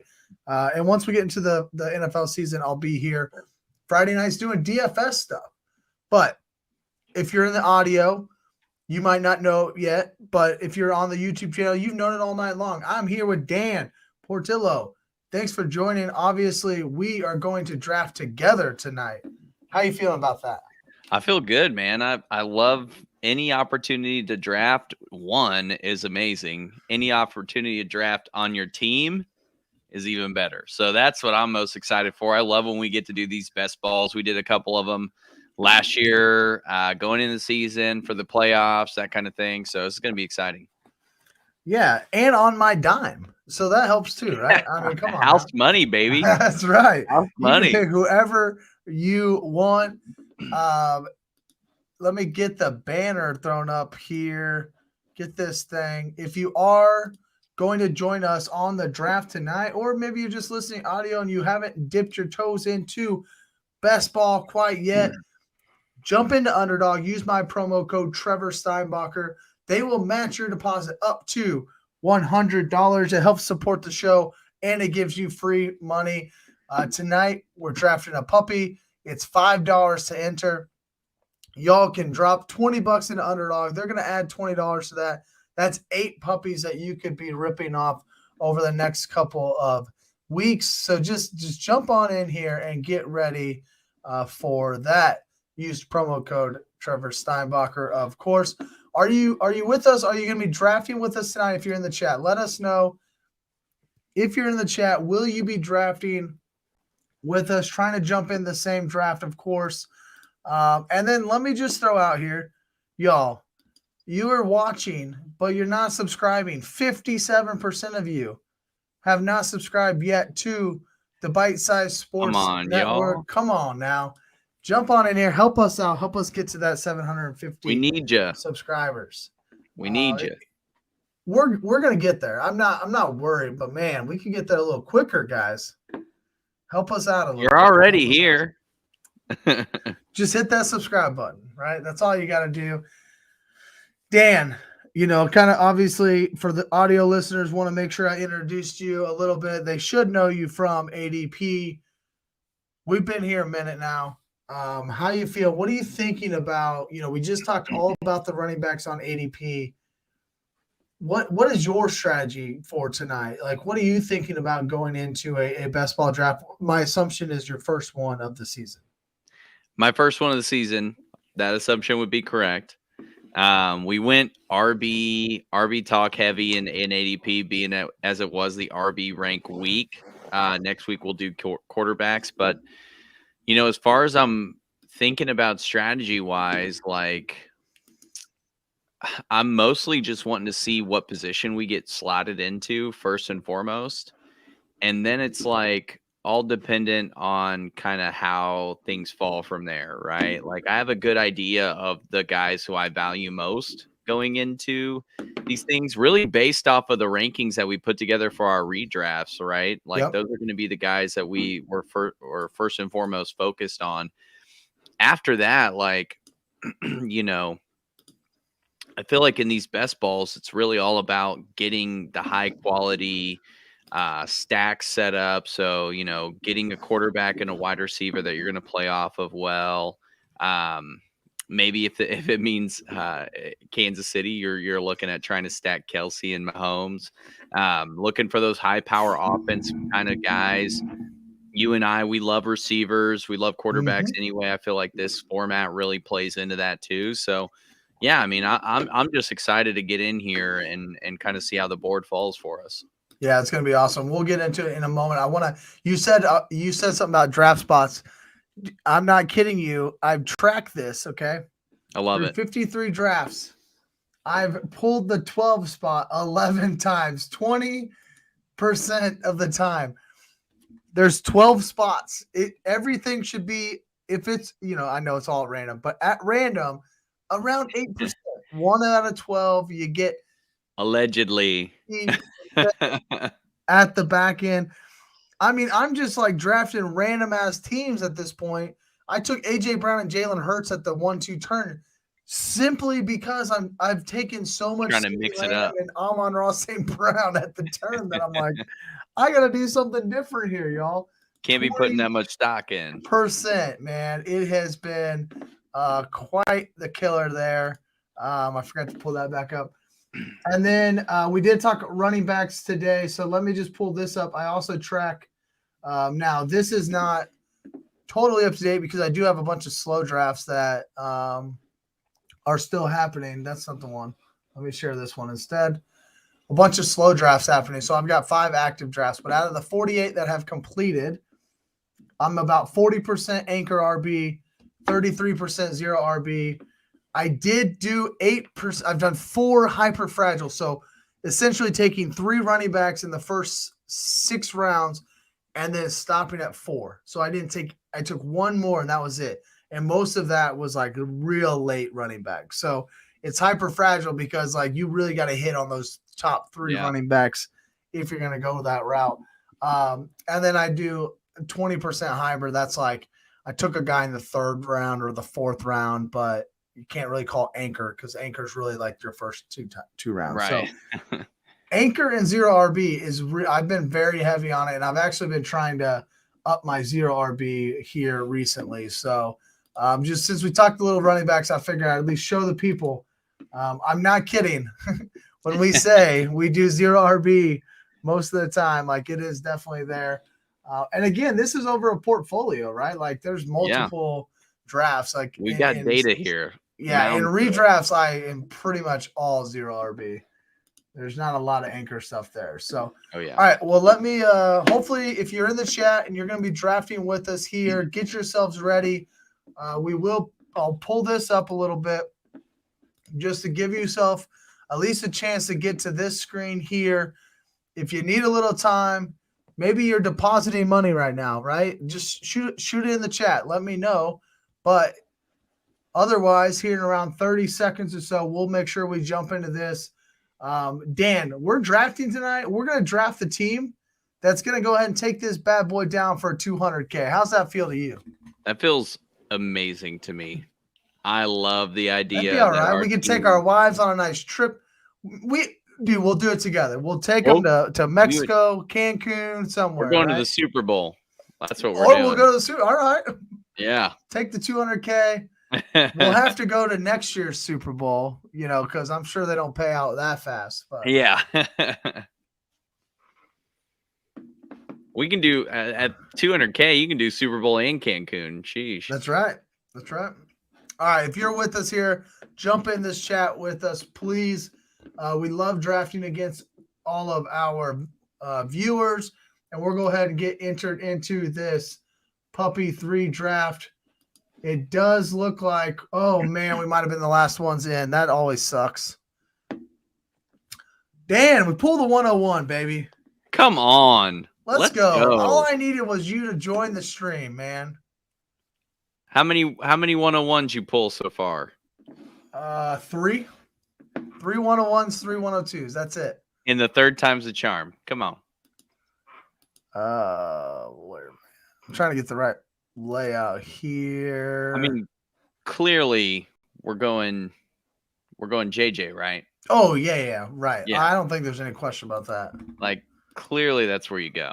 That one's a little bigger. I don't mind that one. How's this? Man, that kind of sucks though. Sorry about everybody if you missed the draft. Getting in the last one, it's such a crapshoot. And when you're into the last one to jump in the draft, it just kind of makes it hard. All right, so we'll start out with JJ, obviously, here. Make it nice and easy. Is there really any conversation around Jamar Chase here, other than maybe if you're drafting a lot and you're just trying to change it up, but I haven't drafted a lot of 101. So, Jamar Chase or Justin Jefferson seems like the clear cut number one. Yeah, absolutely. I mean, you're talking about a guy that was in the MVP conversation last year, and I don't see any reason why the Vikings wouldn't run that offense right back through him this year. He is my 101 no matter what format you're spinning it in, outside of maybe like a super flex. Right, that would make sense. And even then, he's still my first. Oh, he's top 5 non-quarterback, right? Yeah. Like, if you're not going to take a quarterback, you're going to take Justin Jefferson. Jamar Chase goes here at 2. Tyreek Hill at 3. And Hill and Kupp have flipped. So Kupp has definitely started to fall in some of these drafts. I would not mind Kupp falling in my redraft leagues. I've loved snagging him at like 6 or 7. Yep. Just to have a guy that definitely has wide receiver 1 upside, as we talked about last week in our wide receiver show. He's been falling a little bit. Christian McCaffrey, Austin Eckler, 2 running backs. We talked heavily about our 2, our 1 and 2 running backs as well. Our tier 1 running backs go here at 4 and 5. AJ Brown a little earlier. Yeah, that's surprising. Over Cooper Kupp. Yeah, like I said, I mean, I got AJ Brown at 12 last night, so getting him at 6, that's and sometimes people just do this just to get their guys, which this guy's probably trying to stack a Jalen Hurts back around on in round 2. Last night I was in like the 5 spot in one of my drafts, and I took Diggs early because I don't have very much Diggs, and I took him a little early just to try to help boost. Coming around, I take Higgins. I'm like, oh, Josh Allen's definitely gonna come back around.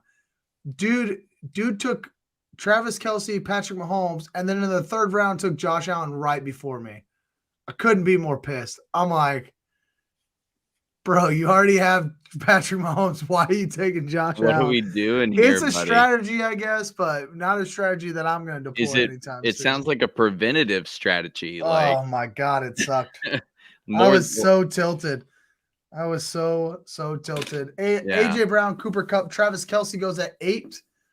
Steph Diggs at 9. Amon-Ra St. Brown at 10. Bijan over Nick Chubb. Chubb goes 12. Devontae Adams around the turn here.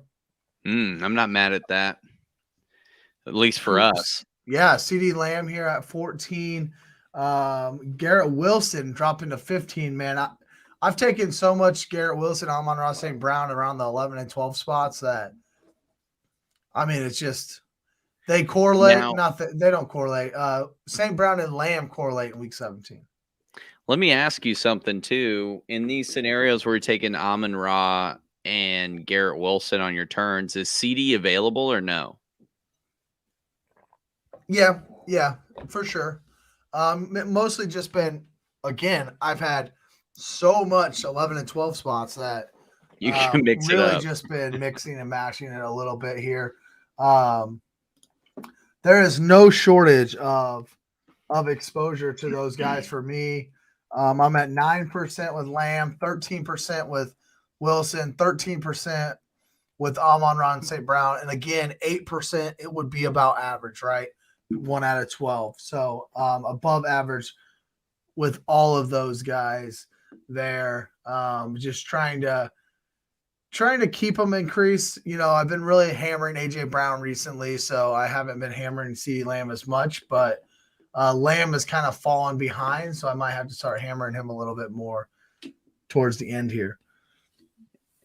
Oh, thank God. Derrick Henry goes at pick 17, so no Derrick Henry on the Dan Portillo team this year. Oh, I'm actually sad. I might shed a tear. Man, dodge that bullet. We are 1 pick away here. Jalen Waddle, Devontae Smith goes. So this guy's stacking up Philly twice now. Saquon, Olave, T. Higgins. And so right now we are about on the clock. What are you thinking here? Man, just kind of like looking at who's available. I mean, do we take a quarterback here on the turn? We know none of these top tier guys are going to come back around. I really like the idea of taking maybe Mark Andrews. I'm not really big on any of these other receivers right now, to be honest with you. Yep. Yeah, receivers gone early. You want to go Mahomes? I like the idea of taking Mahomes and Andrews here, to tell you the truth. And I love Andrews. Mahomes going, I mean, 4 spots behind ADP, and in a unique spot. Really. Oh, no, we took him. That's us. Okay. I got him. Yeah. A unique spot with Mahomes because he's not really fallen this far back, and a lot of people aren't really taking him with Justin Jefferson. Yeah. And then we'll take Mark Andrews here. Mail it My tight end one, if you haven't listened to our ADP episode with tight ends, but I have been getting Mark Andrews. I haven't recently. Mark Andrews towards the back of the 3rd round. There for a while over the summer, you could get a Mark Andrews Lamar stack into the 3rd, start of the 4th. That was really nice. You can't do that anymore, but I like Lamar's this here. Marking up too much. It kind of feels like, to me, it feels like we're probably backed ourselves into like we need to get some wide receivers over the next couple rounds because we've taken 2 onesie positions, but we've also hammered the onesie positions to where we could get out of here with 2 quarterbacks and 2 tight ends, and we could go late with them. Right. And if you're looking at throw a Noah Gray or Ferguson out of Dallas is a tight end I like taking late. Those kind of guys that you only need him for 1 week ideally, right? You're taking Mark Andrews' points hopefully every week. Absolutely. And if you're looking at the way we've gone too, I mean, Mark Andrews, Patrick Mahomes, Justin Jefferson. Jefferson's obviously wide receiver 1, tight end, and with Andrews at tight end and Mahomes at quarterback, I mean, we're talking 1 or 2 is how they're likely going to finish. So just like having that marquee player at those individual positions, I think gives us a little bit more wiggle room with the other receivers and running backs that we're going to grab later on. I like the idea of coming back. Obviously, it's going to depend on how the board falls for us. I like the idea of going wide receiver on the next picks. Yeah, and really, I mean, it went wide receiver heavy early. That's for sure. And that's a little bit heavier than I'm used to. I mean, I got Higgins on the wrap in the 3rd a couple of drafts ago. I've gotten Devontae Smith usually goes later on in the 2nd round. So it definitely went wide receiver heavy there in that 2nd round. Well, Higgins is a guy I was hoping maybe was going to fall after I saw Waddle come off the board. Mm-hmm. But to see Olave go that early is definitely a surprise to me. I'm not as big on Calvin Ridley as some other people are. And then just looking at the other receivers that have gone since, right? Debo maybe is the best of that round, in my opinion. Yeah. So Olave is going really early in Bestball right now. ADP at 19. Now, Ridley has been shooting up the draft boards ever since a couple of nice highlights out of training camp. You're really starting to see Calvin Ridley jump up the draft board. I don't draft Calvin Ridley anymore strictly because it's always in the 2nd round. I will say this guy here with Cooper Kupp, Jalen Waddle, and then he got Jonathan Taylor in the middle of the 3rd. That's pretty good. JT, that's nice. JT. Yeah, I like that for JT. If I'm sitting there looking at the guys that went after, like maybe I consider Lamar Jackson, but other than that, I'm feeling pretty comfortable with that pick. Yeah, Retro's kind of going the same route we did with a top tier quarterback and a top tier tight end with Kelsey and Lamar. Lamar in the 3rd, middle of the 3rd is that's definitely a little higher than I've taken a lot of Lamar because I've gotten him at the 3-4 turn a lot in those aforementioned 12 slots. A lot of wide receivers again here in the 4th, starting off right now at the top of the queue. Just ADP wise, you got a lot of running backs: Najee Harris, Breece Hall, Etienne, Mixon, Justin Fields, Joe Burrow's up there. I am liking a little bit of these wide receivers here that are around. How are you feeling so far? As we're Let's about look at all the wide receivers, if you don't mind. yeah. I like McLaurin. I like Christian Kirk a lot. You know, Drake London is interesting. I know you're a big fan of Deontay Johnson. Oh yeah. Yeah, London and a run-heavy offense, obviously. Right. And how's the quarterback situation, right? That's always a question there. Looking at Week 17 correlations, Baltimore plays Miami, KC plays Cincy, Minnesota plays Green Bay. So I don't really see a lot of those standing out in this area. Yeah. So we don't necessarily need to worry about that. Running back, anything that you're just dying to have. I mean, I like Aaron Jones. We talked about him earlier today, but I'm not dying to have him with the build that he just goes anyways. Yeah. Which actually helps me because I don't want anything to do with Kenneth Walker and this type of a build. I'm not a fan of any of those guys here on this turn. I think Christian Kirk I like a lot. All right. Do you want I like Drake London, second year wide receiver. I think that Desmond Ridder can be a good quarterback. I mean, yeah, I'm going Drake London as a wide receiver 1 over any of these other guys, just considering their situations. Yeah. Deontay Johnson, like everyone's real big on George Pickens right now. It seems like him and Kenny Pickett have a really good chemistry. Yeah. He come up 0 touchdown. So we're good with London? Yeah, let's do London. JSN, I'm not crazy about him at this point. I've taken a lot of JSN, but you got to think like I've got him at my average ADP with JSN is 59, and so taking him way up here 10 spots above that wouldn't feel right. Wouldn't feel right at all. Yeah. He hasn't really like jumped up, but I don't mind Ayuk.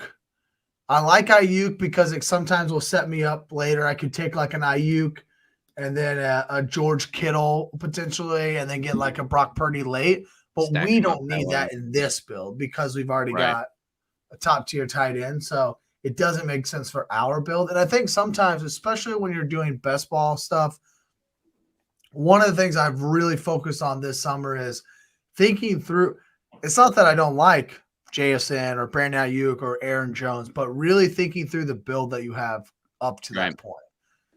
With us taking quarterback tight end, it really felt like we needed to take two wide receivers.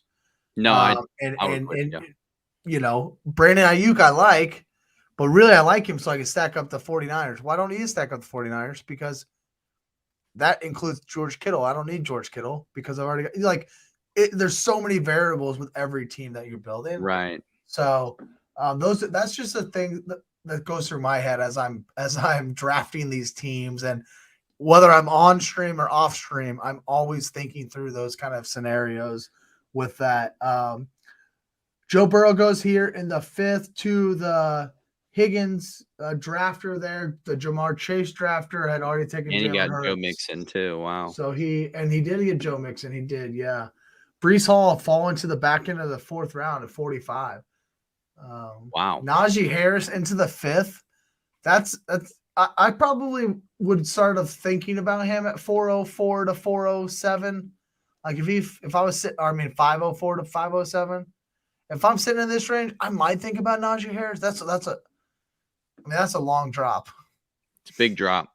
And this is just, that's the cool thing about this is like everyone's like trying out strategies because more often than not, they're doing more than one. Yeah. So you never know how the board's going to fall. It looks like everyone in this one is like wide receiver hot, you know? Yeah, it is feeling that way quite a bit. Which I'm happy with our group. Look at that 3. You're talking about Christian Kirk, who's going to be a PPR machine. Drake London's a wide receiver 1. And then we got the best overall player in the draft? In Jamar Chase. Let's see here. We're going to be at 6 and 7. I think we could probably take a look at some of the running backs. Sorry, didn't show the board. Well, we have Darren Mahomes. Waller. So This is a little cluster of tight ends. They're kind of clustering up a little more here, huh? good. I love seeing runs on positions we don't need. Who's your favorite Chiefs wide receiver right now? I'm a big fan of Rashee Rice in redrafts because of the ADP. Yeah. Other than that, like, I wouldn't be mad about scooping Tony at some point. Yeah, Tony's been dropping big time. I have so much Yeah. Tony early that was like in the 70s, it felt like. Now he's all the way down into the hundreds half the time.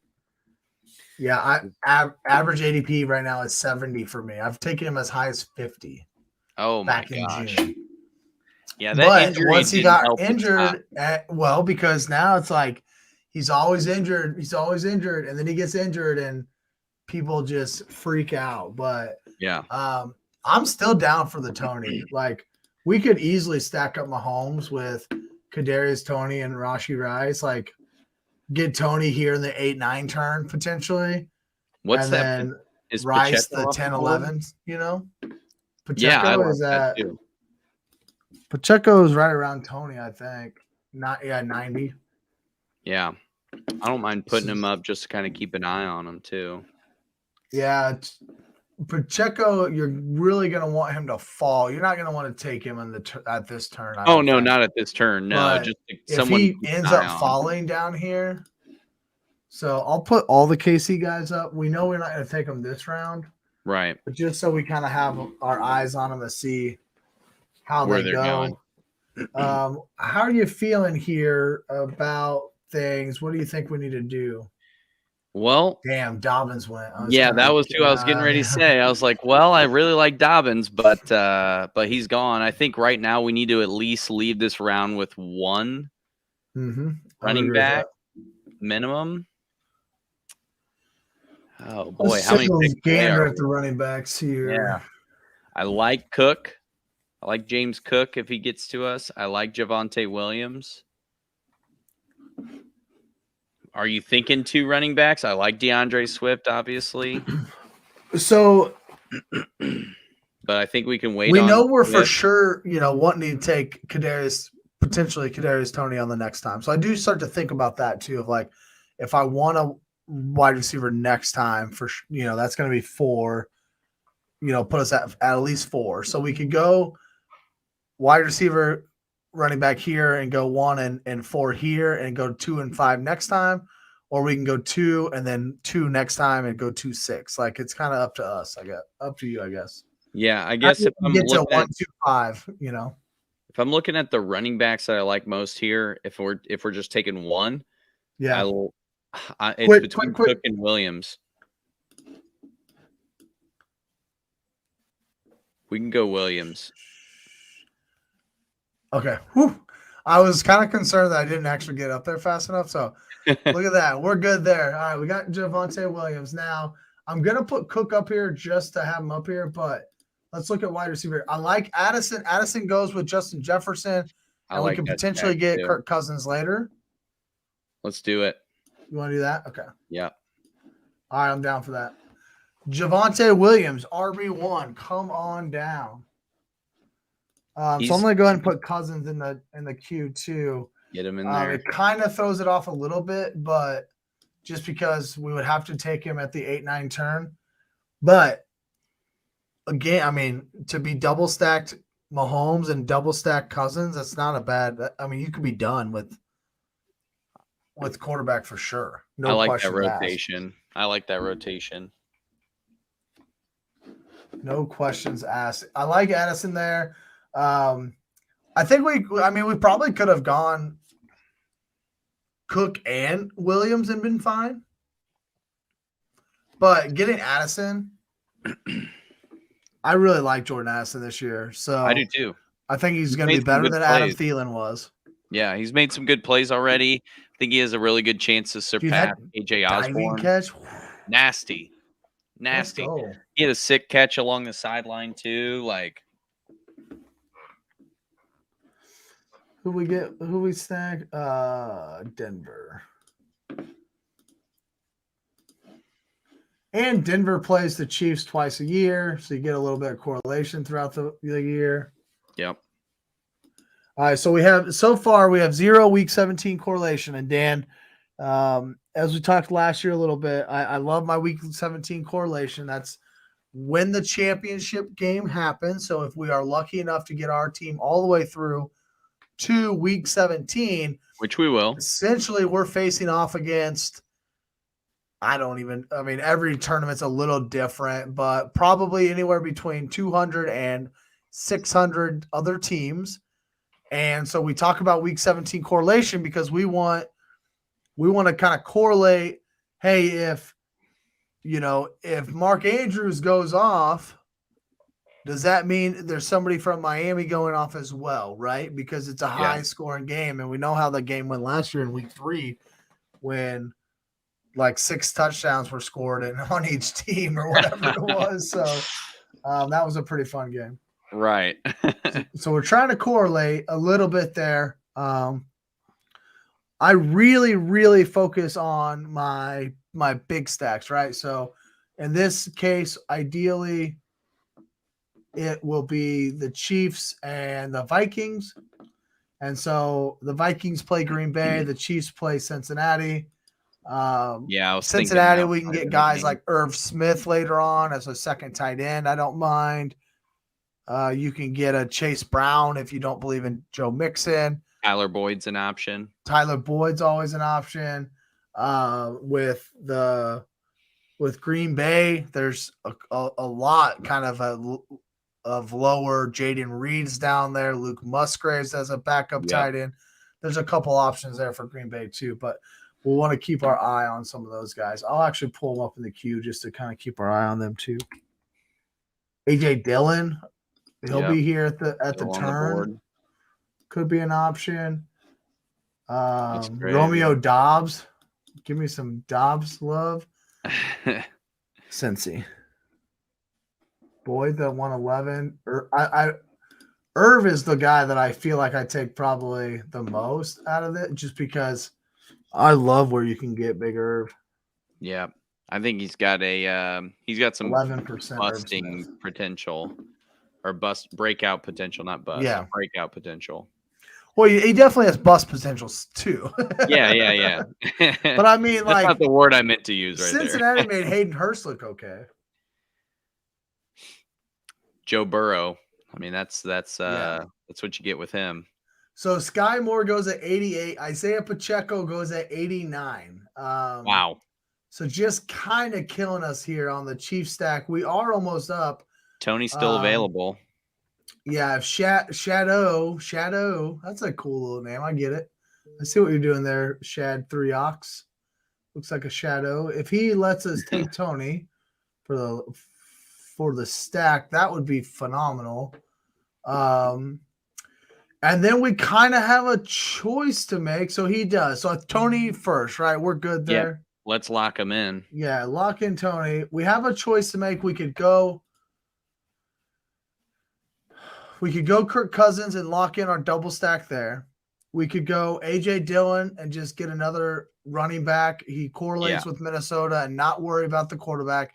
We can deal with the second quarterback later on in the draft. We could go Tyler Boyd and have a reach on a bring back for Cincy.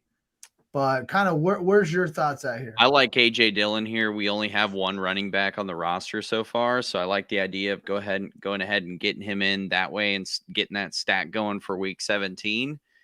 And then I think there's a lot of potential for us to maybe get a different quarterback later if we don't end up getting Kirk on the next turn. Like if we want to build on more of the Minnesota Green Bay, we can go Jordan Love at some point. Yeah, that's a great idea. And honestly, so right now Kirk's ADP is 112, but I like the AJ Dillon pick because I don't think it's 100% certain that Kirk doesn't come back. Right. I think we have a good shot. We're asking him of to getting drop him. 8 spots, and we've taken both of his wide receivers.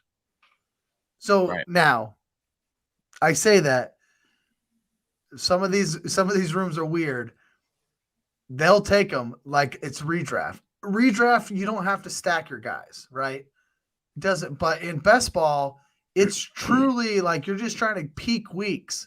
And so if JJ is going off, Kirk's going off. You want Kirk and JJ together going off. But sometimes people will just take these quarterbacks naked. And so my assumption is he will go, but if he fell, I wouldn't be too surprised just because we're the only ones with Minnesota guys. Maybe the Alexander Madison D-Fresh over here. He's got Madison at the turn and no quarterback, so he could probably take him. Yeah. But that doesn't correlate well, though. Who else does he have on his squad? Like, is it more likely he takes Prescott there? Did he take CD? D-Fresh has Chubb, Adams, Stevenson, Keenan Allen, Alexander Madison, Darren Waller, Alvin Kamara, DeAndre Swift. So he's all over the place. Running backs. Holy running back. He has a 0-5-2-1 build through 8 rounds. 5 running backs. That's heavy. D-Fresh did not watch our running back show. No. Clearly. Wow. 8 running backs. I really think we might only have to get through this turn. Because this will be the moment of truth right here. The rest of these guys have all taken a quarterback already. Silly Bickens and D-Fresh are the only 2 without quarterbacks so far. So we'll see how this goes. How many more running backs can D-Fresh 215 take? Is the question. Who's left on the board? Who could he take right here? Rashad Penny, Devin A-Chain, which would have been a phenomenal bring back. Let's see what he goes. Nico Collins. Nico Collins. Excuse me. Oh, I guess it's only. Oh God, Nico Collins is flying up 108. His ADP is up to 116. Holy smokes! That's kind of crazy. I feel like he takes Kirk Cousins. You SOB. I knew it. Like we called it. Like as soon as I saw he had freaking Alexander Madison, I'm like, son of a gun, he's probably gonna take him. That's okay. That's surprising me. I feel like I don't know, out of the Texans wide receivers, like I almost like John Mechie more. Yeah. Just from a sheer potential standpoint. I really thought we had a chance he would potentially fall. Man, Romeo Dobbs goes. Benfo takes him. Here they go. Here go our guys. Everybody we want.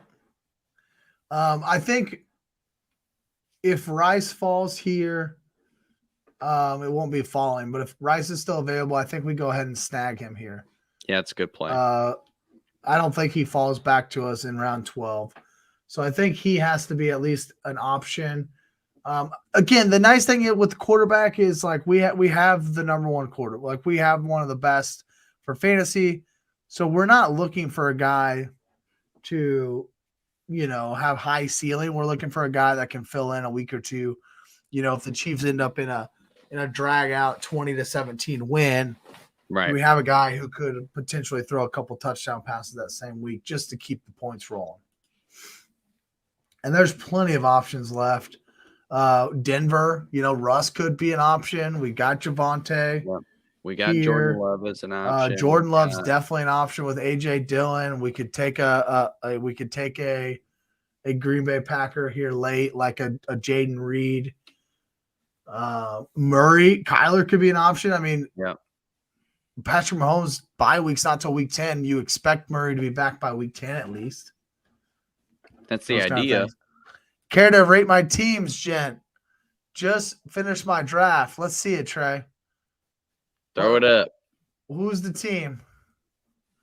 We will definitely rate your team.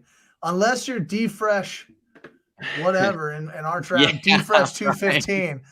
and then we're just gonna shit on your team for taking. We need Kirk Cousins context from too, us. though. Don't just throw up the roster. I got to know like what pick you were, all that good stuff.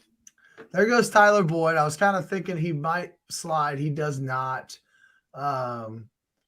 Dude, there's a guy that I'm not gonna say out loud right now that if he falls one more spot and we don't take him, Dan, I'm gonna delete our running back. The whole show if we don't take this guy. I'm holding him. I'm holding. Brett's getting held. Of course, this guy's going to take it down to the wire. Come on, Shadow. Quit playing.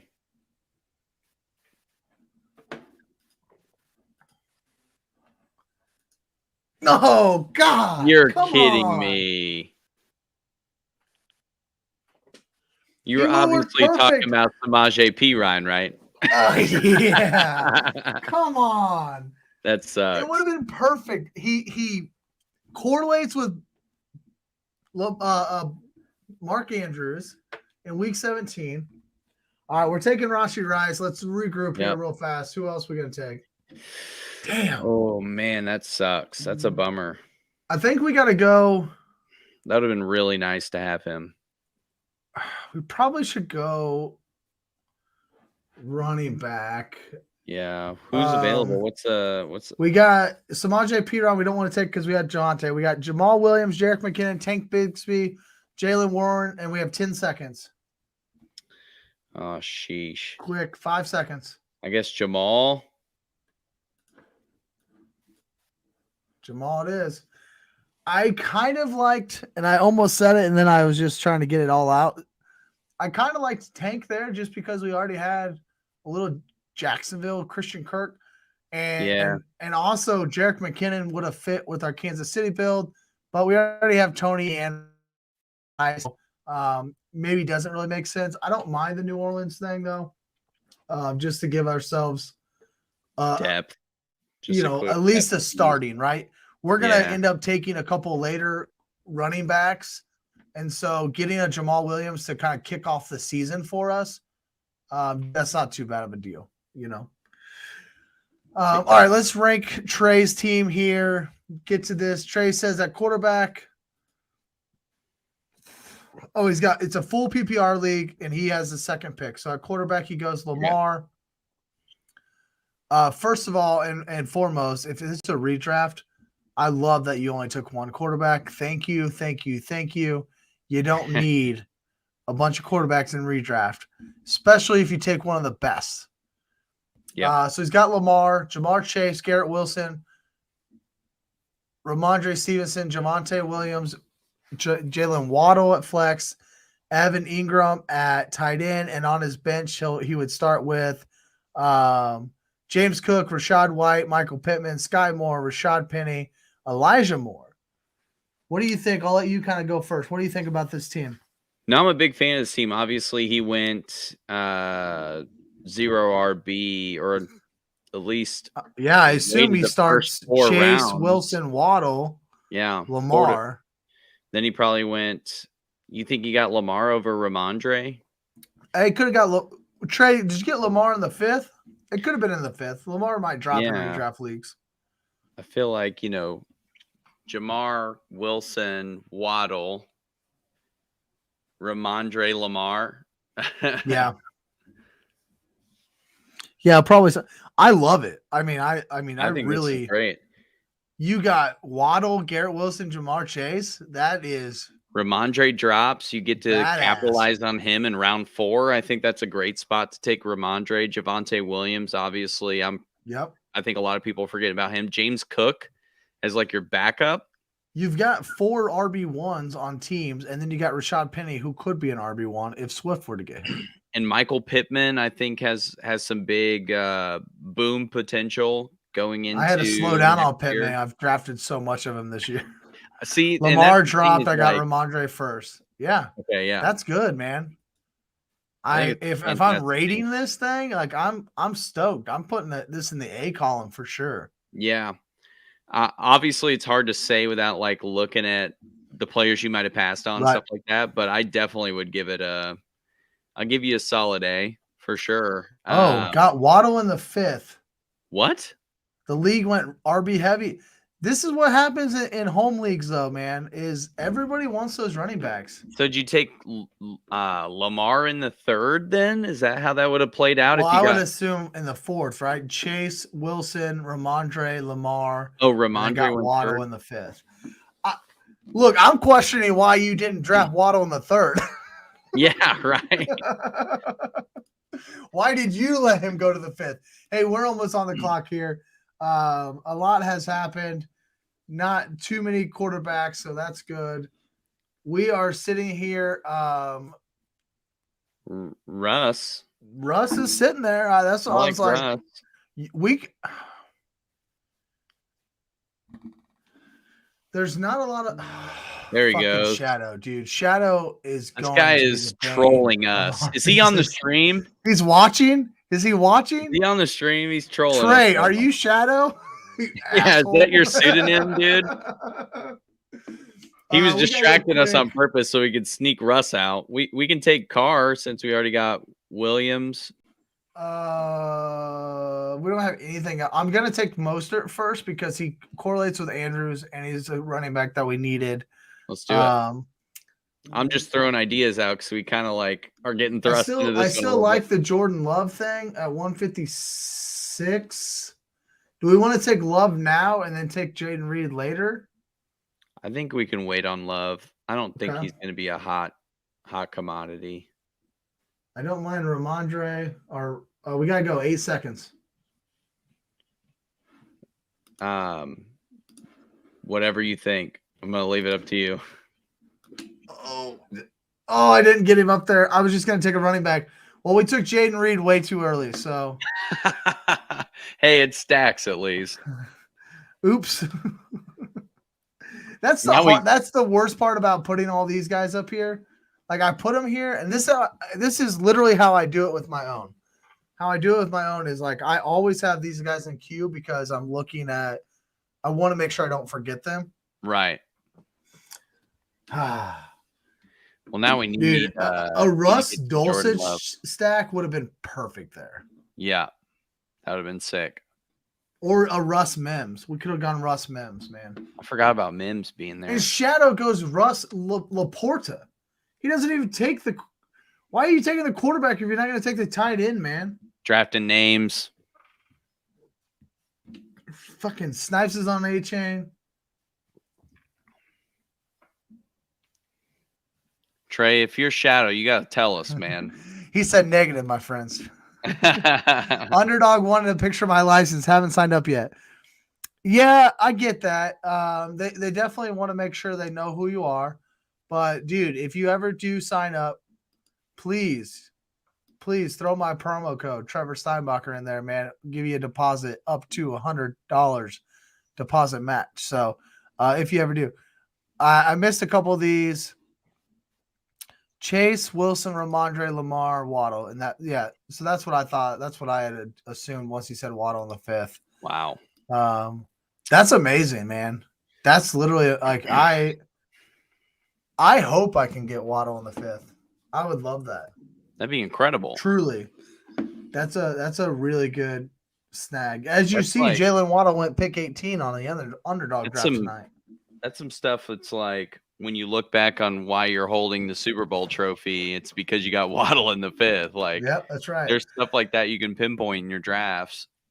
Jordan Love goes at 154, so we can kiss that idea goodbye. SOB. Man. We still need a QB. 2 times in a row, we were like set, ready to just pounce. And just so tilting. I've been taking a lot of Chig, man. I think he's kind of fell over the course of a couple weeks after DeAndre Hopkins went there, but I still like him. I still think that, and we kind of talked about him in our tight end show on ADP. Like, I still like Chig. Yeah, I don't think much has changed for me on my opinion of him. I think he's still pretty solid. There he goes, right? Yep.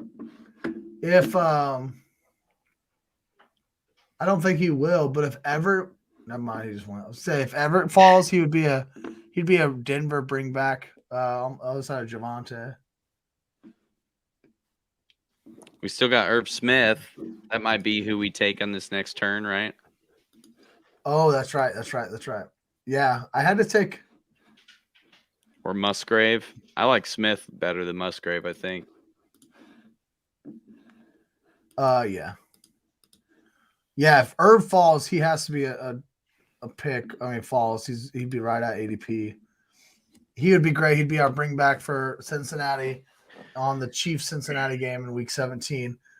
As long as Shadow doesn't snipe our asses. He's on a roll. What are we thinking about?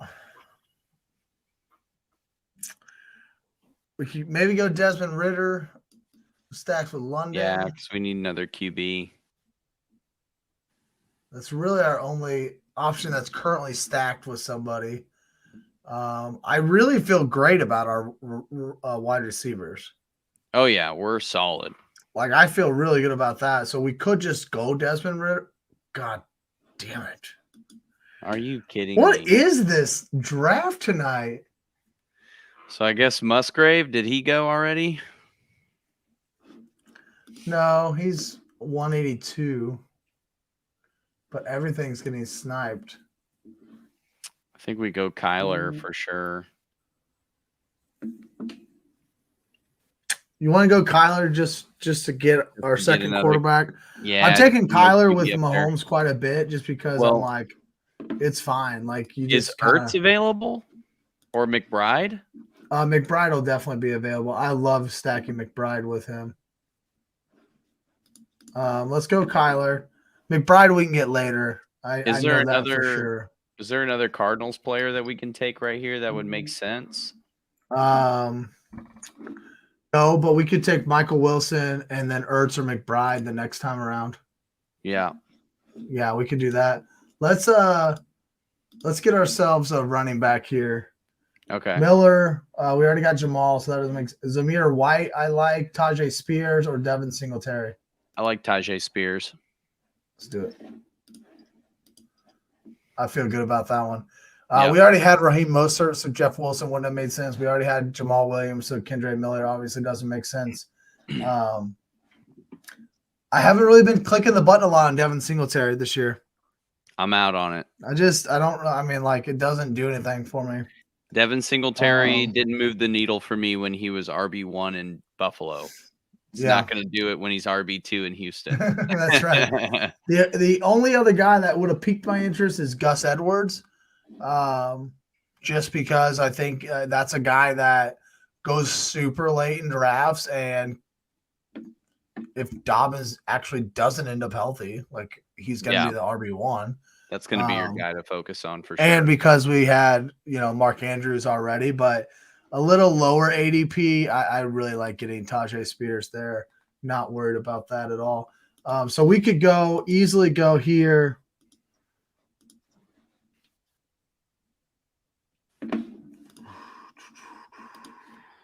Michael Wilson, who I've actually started drafting a little bit more of recently, getting pretty good buzz in camp. And who do you like? I've been drafting McBride. That's Dwayne. I have not been drafting McBride. I thought I had been drafting McBride. I have not been. I have 1 share of McBride and 0 shares of Zach Ertz. So actually, I have not chosen one over the other. I like Trey McBride more. I like McBride mainly more because he's younger. Yep. He's like, they got to figure out what they've got with this guy, if they're going to keep him moving forward, those kind of things. So I like him better. I also have been, I've been wanting to take more Keontae Ingram. So we could potentially literally just go 3 Cardinals in a row if we really wanted to. Again, I think I feel good about our wide receivers at 7. I don't think we necessarily need more wide receivers. No, I feel so good about wide receiver. I think if anything, we go with one of these one of these AZ tight ends. The thing is, like, Ertz obviously has better chemistry with Kyler Murray, but he's coming off the injury, and then McBride, but so is Murray, and then McBride has like a little bit more of a proven bill of health and more potential that he might break out, I think. One way we could take this is these guys obviously have late 18 round ADPs. So we could take it to where we take Wilson now and expect one of these three guys to come back. So that we have some type of double stack with him. And then see who else is available. Like right now I see how many what was the question? Who's the Cardinals week 17 draw? Arizona's got Philly. Great. Yeah, and Chicago week 16. So but there's not gonna be any of those guys left. I was gonna say we're not snagging any of them. We also have 0 Cincy bringbacks, but we'll just be we'll have to get there the non-traditional way this year. A little grit and grind. That's all. That's right. There's obviously guys up here. We talked about Gus. You talked about John Mechie earlier. He's still there. Justin Ross, if we want to throw 3 Chiefs wide receivers on here. I kind of like that. Deuce Vaughn. Your boy Clyde. There goes Gus. So Shadow's about to take Clyde a little bit. Shadow's going to take Justin Ross just because we talked about him. Yep, said his name out loud, so obviously he's listening. He took Justin. I also said John Mechie, but I don't mind Ross. I don't hate the Justin Ross pick over now. Michael. If we do Ross and Michael Wilson, we will end up with only 5 running backs potentially: Javonte, AJ Dillon, Jamal Williams, Raheem Mostert, Tajay Spears. We only have to play 2 of them every week. Well, I just don't know if any of these. Thin, but I don't know if any of these running backs are going to do anything for us either. Yeah. I don't know, unless you want to pivot and do Clyde as our guy. But I like Justin Ross better than you like Ross over Clyde? Yeah. Take 9 wide receivers over 5. I'm good with that. All right, let's take Ross. Cool. And then I think one of these 3 guys will come back to us. Yep. Obviously, I hope it's one of the tight ends because I don't want to. I mean, one tight end's not. Research will tell you going one position, one player in the onesie positions is not great. But if you do it and you do it at tight end, it can't be that bad. Yeah. Like, I don't know. I would be interested to see more research around that. But I'm thinking if I'm going week 13, which I think is that one of the what is the Buymageddon week this year? I think it's week 11 actually. Oh God. Yeah, I think it is. It's like 9, 10, or 11. It's one of those. Let's see. 9 has only 4 teams on a bye. Week 10, only 4. Week 11, only 4. I know there's one that's like a ton. Week 12 has. Week 7. Week 12 has nobody on a bye? Oh, Thanksgiving. Yeah. Okay. Week 13's big. Week 13. Week 13, see? Yep. And so you're going to tell, like, if we go onesie position on a tight end of Mark Andrews, are we really going to lose that much in week 13 when you only have 80% of the teams playing that week? Like, if you're going to do a onesie position, that would be the week that you want it, right? You want the bye week to be the week that's a Buymageddon. Yeah. Week 13, week 7. Those are the weeks you got to look out for. Week 7 is the other one. Panthers, Bengals, Cowboys, Jets, Titans, Texans, week 7. Then week 13's Ravens, Bills, Bears, Vikings, Giants, Raiders. Bills, Vikings, Ravens. Those are the big ones. And then the Bears have a couple fantasy guys you want to look out for too. I mean, so we've got Mark Andrews, and just say, and if Zach Ertz or McBride fall, I think we take one of them. But if we went one tight end with Mark Andrews, maybe this is a strategy you want to do somewhere, elsewhere too. You've got George Kittle going to Philadelphia, flying across the country for a 325 game. You don't love it. You don't feel great. You don't feel great about Dallas Goedert playing San Francisco. You've got Kansas City in Lambeau on a Sunday night game. You don't feel great about Travis Kelce in that situation, right? Like it's end of November, almost December. It's going to start to get cold. Could be nice, but you don't feel great about that situation. I mean, what other TJ Hawkinson maybe at New Orleans in a dome? Okay, that's kind of nice, but I don't, maybe that's the week he goes off.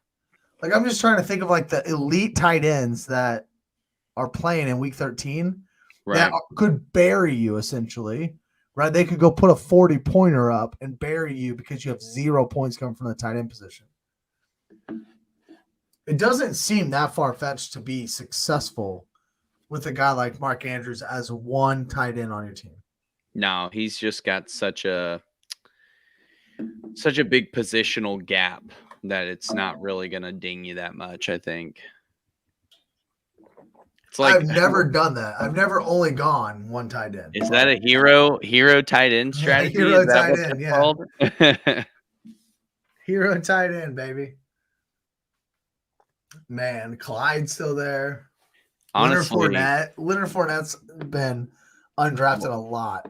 What would your opinion be of taking Clyde or Leonard Fournette with the last pick? Or Kareem Hunt? I mean, I kind of feel like I just talked myself into it. Well, there goes Clyde. I feel like I've kind of talked myself into a one tight end build. I want to see how that turns out because Kareem Hunt, I think, has a better chance of getting signed than Leonard Fournette. Where's he sitting? He probably already went. Yeah, he goes in the 15th, middle 15, yeah. It's hard when you're not looking at the board. Yeah, I know. Yeah, we probably ought to just take I like McBride still over Ertz. Are you still with that? Yeah, I'm with it. Barring close us out. Make sure we get our second tight end just in case. Barring Shadow taking McBride in front of us. Oh yeah, you know it.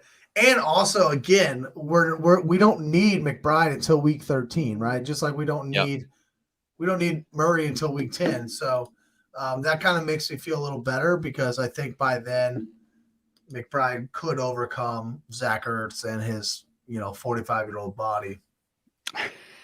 There. So to recap for the audio listeners, we go 2-5-9-1. Oh, sorry, 2. I thought I hit draft, but it didn't show up, so whatever. Let me go back. Let me get into this. Drafts completed. Puppy. Let me mark this real fast. Just so I don't forget. All right, go back to the full draft. Here we are. So 2-5-9-2. Patrick Mahomes, Kyler Murray at quarterback. Javonte Williams, A.J. Dillon, Jamal Williams, Raheem Mostert, Tajay Spears. Saying it out loud, I don't feel that bad about the 5 running backs. No. We could have stronger ones. You got some solid guys there. Wide receiver, we just absolutely dominated. And we'll be putting up 3 wide receivers every week for sure. Justin Jefferson, Christian Kirk, Drake London, Jordan Addison, Kadarius Toney, Rashid Rice, Jaden Reed, way too early, Michael Wilson, and Justin Ross. And then 2 tight ends with Mark Andrews, and then have to stack the Arizona Kyler Murray with Trey McBride. How you feel? Where do you think where would you change if you were to change something here? Maybe looking at, somebody that we missed. Where would you change here? I'm not going to look at it as like, if he didn't pick this guy, then we could have picked him. I'll look at it like, who did we pass on? You know what I mean? So Sorry, I'll have to open this back up here because I'm losing the. There we go. So more. No, that's back one would be good. That's perfect. So just looking at the first turn, right? We get Mahomes and Andrews. We come back around. I love that turn. Yeah, I'm good with that. I don't think there's anything I'm changing there. We come back around. We get to Christian Kirk and Drake London. Maybe there, if we feel like getting crazy, we take Najee as like one of the guys to start our running backs, but then that changes, what we do on that next round, because likely on the next round we're maybe taking two wide receivers, or maybe we're stacking Trevor Lawrence with Addison to like get that Christian Kirk stack going. So I mean, it's all about like the butterfly effect. Yeah. If you change one thing, you got to change 5-10 million other things. I mean, for me, it's a 7 pick. If I know we're not getting Kirk Cousins, and maybe we should have, maybe we could have reached for Kirk Cousins, but if we know we're not getting Kirk Cousins, then just going Williams Cook right there, I think would have felt really nice. Yeah. Cook would have been nice there for sure. We get back around to the Kadarius Toney turn. Yep. Tony and Dylan. I like that turn. I liked it too. Yeah. That would have been where we would have had to reach for Cousins, right? And we said, no, let's go Dylan, because Dylan correlated well on the other side of the Minnesota stack in a dome in week 17. It makes sense for our roster to go that route. And then Rashi and Jamal Williams. Jamal Williams was kind of like that last second click the button. I think the A-Chain pick before really derailed us. Obviously, we were waiting on Tyler Boyd to get there. We were hoping to get Kirk Cousins at this point. So there were a lot of pivots. You got sniped 3 times, man. Yeah, just in that one round. Boom, boom, boom. Dobbs would have been great if he would have fell back to us. Dobbs would have been sick. For Jordan Love. But just I think Jerick McKinnon, that's the one that stands out to me there. Just to stack up with the Chiefs. To stack up with the Chiefs, but Tank Bigsby, we talked about him too. Yeah. That would maybe that's more attractive to me than Jerick McKinnon, to tell you the truth. Yeah. You kind of get a long term, right? You get him all year long. You probably aren't going to get. We're not going to get Jamal Williams all year. Jerick McKinnon's so hit or miss. Right. But he shows up when the time's right? In week 17. Then we go Mostert and Reed in 12-7 or 12-13. I like Mostert. Obviously, would have been nice to have Russ and Mostert.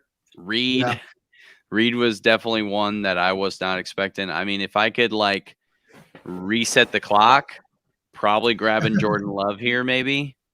Yeah. And then hoping Reed falls back, or if Reed doesn't, we take Musgraves or something. Right. That way we get our quarterback in.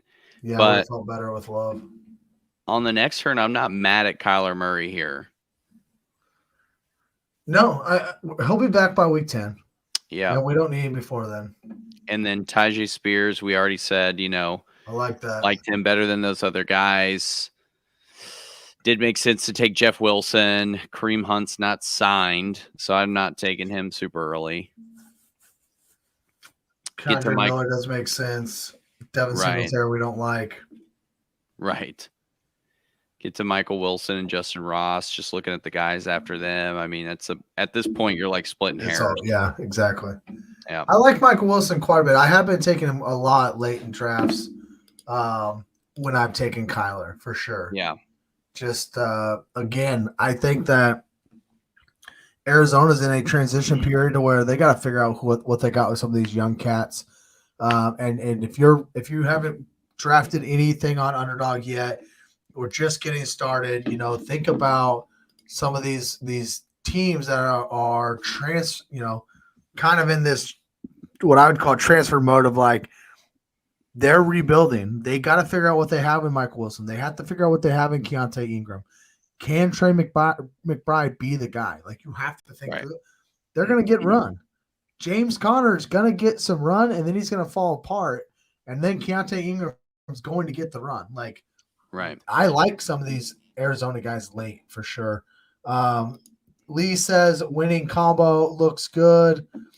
I think I would take Richardson. Oh, I asked him earlier during the break, dude. During the break, I was like, I want to see if Lee's around. And so I asked him, I said, should I take my quarterback in weekly winners yet? So real quick, let's get out of here. But let me pull this up for you. Weekly winners is and I told everybody I would recap this each week anyway. So weekly winners is a different style. It's a tournament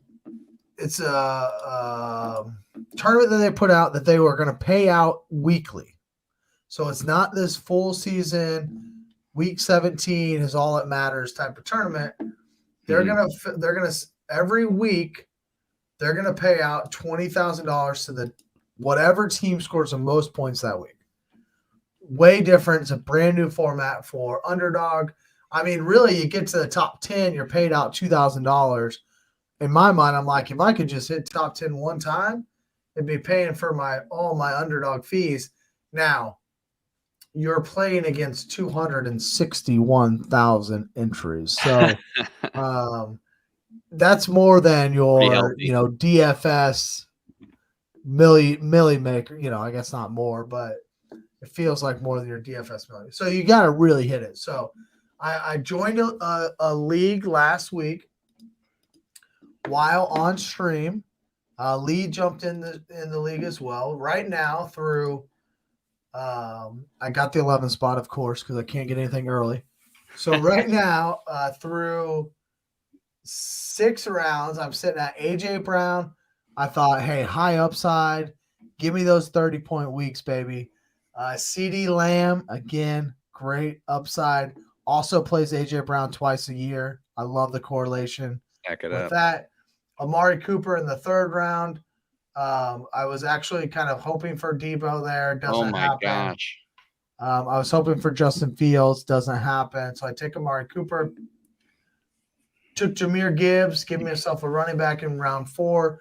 George Kittle, one of the only tight ends that can give you a 30-point game on a week, a random ass week. At any George time. Kittle. Yep. Yep. Tyler Lockett, huge boomer bust guy. Again, dude could put up 30 points. He can go all year long, not do anything. Yep. I just need him to hit on the right week, right? So I've been trying to take some of these like boomer bust kind of guys. So I am on the clock. I kind of like a Pittman Richardson potential. Bosco's already taken a quarterback and Deshaun Watson, which kind of sucked because you have CD. I would have liked Deshaun Watson here with Amari Cooper, but I wanted George Kittle, so I didn't take Watson, and then he took him before I took Tyler Lockett. So, but I kind of like that. That's kind of where I'm sitting right now, is like thinking through this Michael Pittman, Anthony Richardson play. Because again, Richardson with his legs, man, he's got high upside on a weekly basis. Yeah. I like the idea of that too, the Michael Pittman Richardson, and then you can come back around on the next turn and take Dak. Yeah, with CD. Stack with CD, and that could be your quarterbacks. You get them done, and the rest of everything else you're doing is just like building trying to mix and match weeks. Right now, I've got San Francisco versus Philly, Dallas versus Seattle in week 13. So I've kind of got 2 games already going in the same week. Mm-hmm. And then in week 14, I've got Dallas versus Philly, Seattle versus San Francisco. So all 4 of those teams play each other back-to-back weeks. So I'm kind of just playing around with that a little bit. Indianapolis plays a couple cupcakes that week. So I like that. They play at Tennessee week 13. I don't mind that at all. And then they play at Cincinnati. So games are going to have to keep up with the offenses too. So that's kind of where I've been like, you can attack a game like just one week if you want to. And that's kind of what I'm looking at. It's like, well, I got a couple of teams already playing each other these weeks. So, but that's where I'm sitting at right now. I'll update everybody next week as well. with that, Dan, it's been 2.5 hours of streaming, man. Dude, Let's what a marathon. Let's get out of here. Let's go make sure that our wives still want to, live with us and still be married enjoy and being around us a little bit. So let's get out of here. Thank you. Really, thank you for jumping on Rumbles of Red. I know that. No, I love it. We did ADP before, but this was a great night. No, I'm glad we were able to get it done, man. I've been wanting to get on Rumbles of Red for a minute now because we had so much fun doing the sleeper drafts and everything like that. And no, we're gonna get 200K too, which is pretty sick, and get ourselves a nice little trip. We'll be nice and rich. We will let's have you on sometime during the season too. We'll talk through some DFS stuff a little bit there. Have some fun with that, build some lineups there. Thank you for joining me. Everybody in the chat, everybody that's listening on audio, thank you so much for supporting us, both ADP and Rumbles of Red and Bite Size Sports. We appreciate all of that. Hit the like button, hit the subscribe button one more time. Check out ADP powered by Bite Size Sports every Wednesday night at 8:15 Central. You can find ADP on Apple or Spotify, or obviously live on YouTube. And then check me out on Friday nights, 8:15 Central. Follow me on Facebook at the Rumbles of Red. Follow Dan on Twitter at Dan_TF40. Great things going on over there with the Fastest 40. If you're a Chiefs fan, you need to be tuning in to the Fastest 40 for sure. Dan, anything else you want to say to listeners before I get out of here? Nah, man. Trevor, appreciate you letting me crash the party for the second half of the doubleheader. Hopefully Monday Night Football is exciting as what we put on tonight. That's right. So they got a lot to stand up to, that's for sure. Good luck to Monday Night Football. Follow me on Twitter at TrevorS_FF. Good luck in all of your underdog drafts. And as always, may the money be in your favor.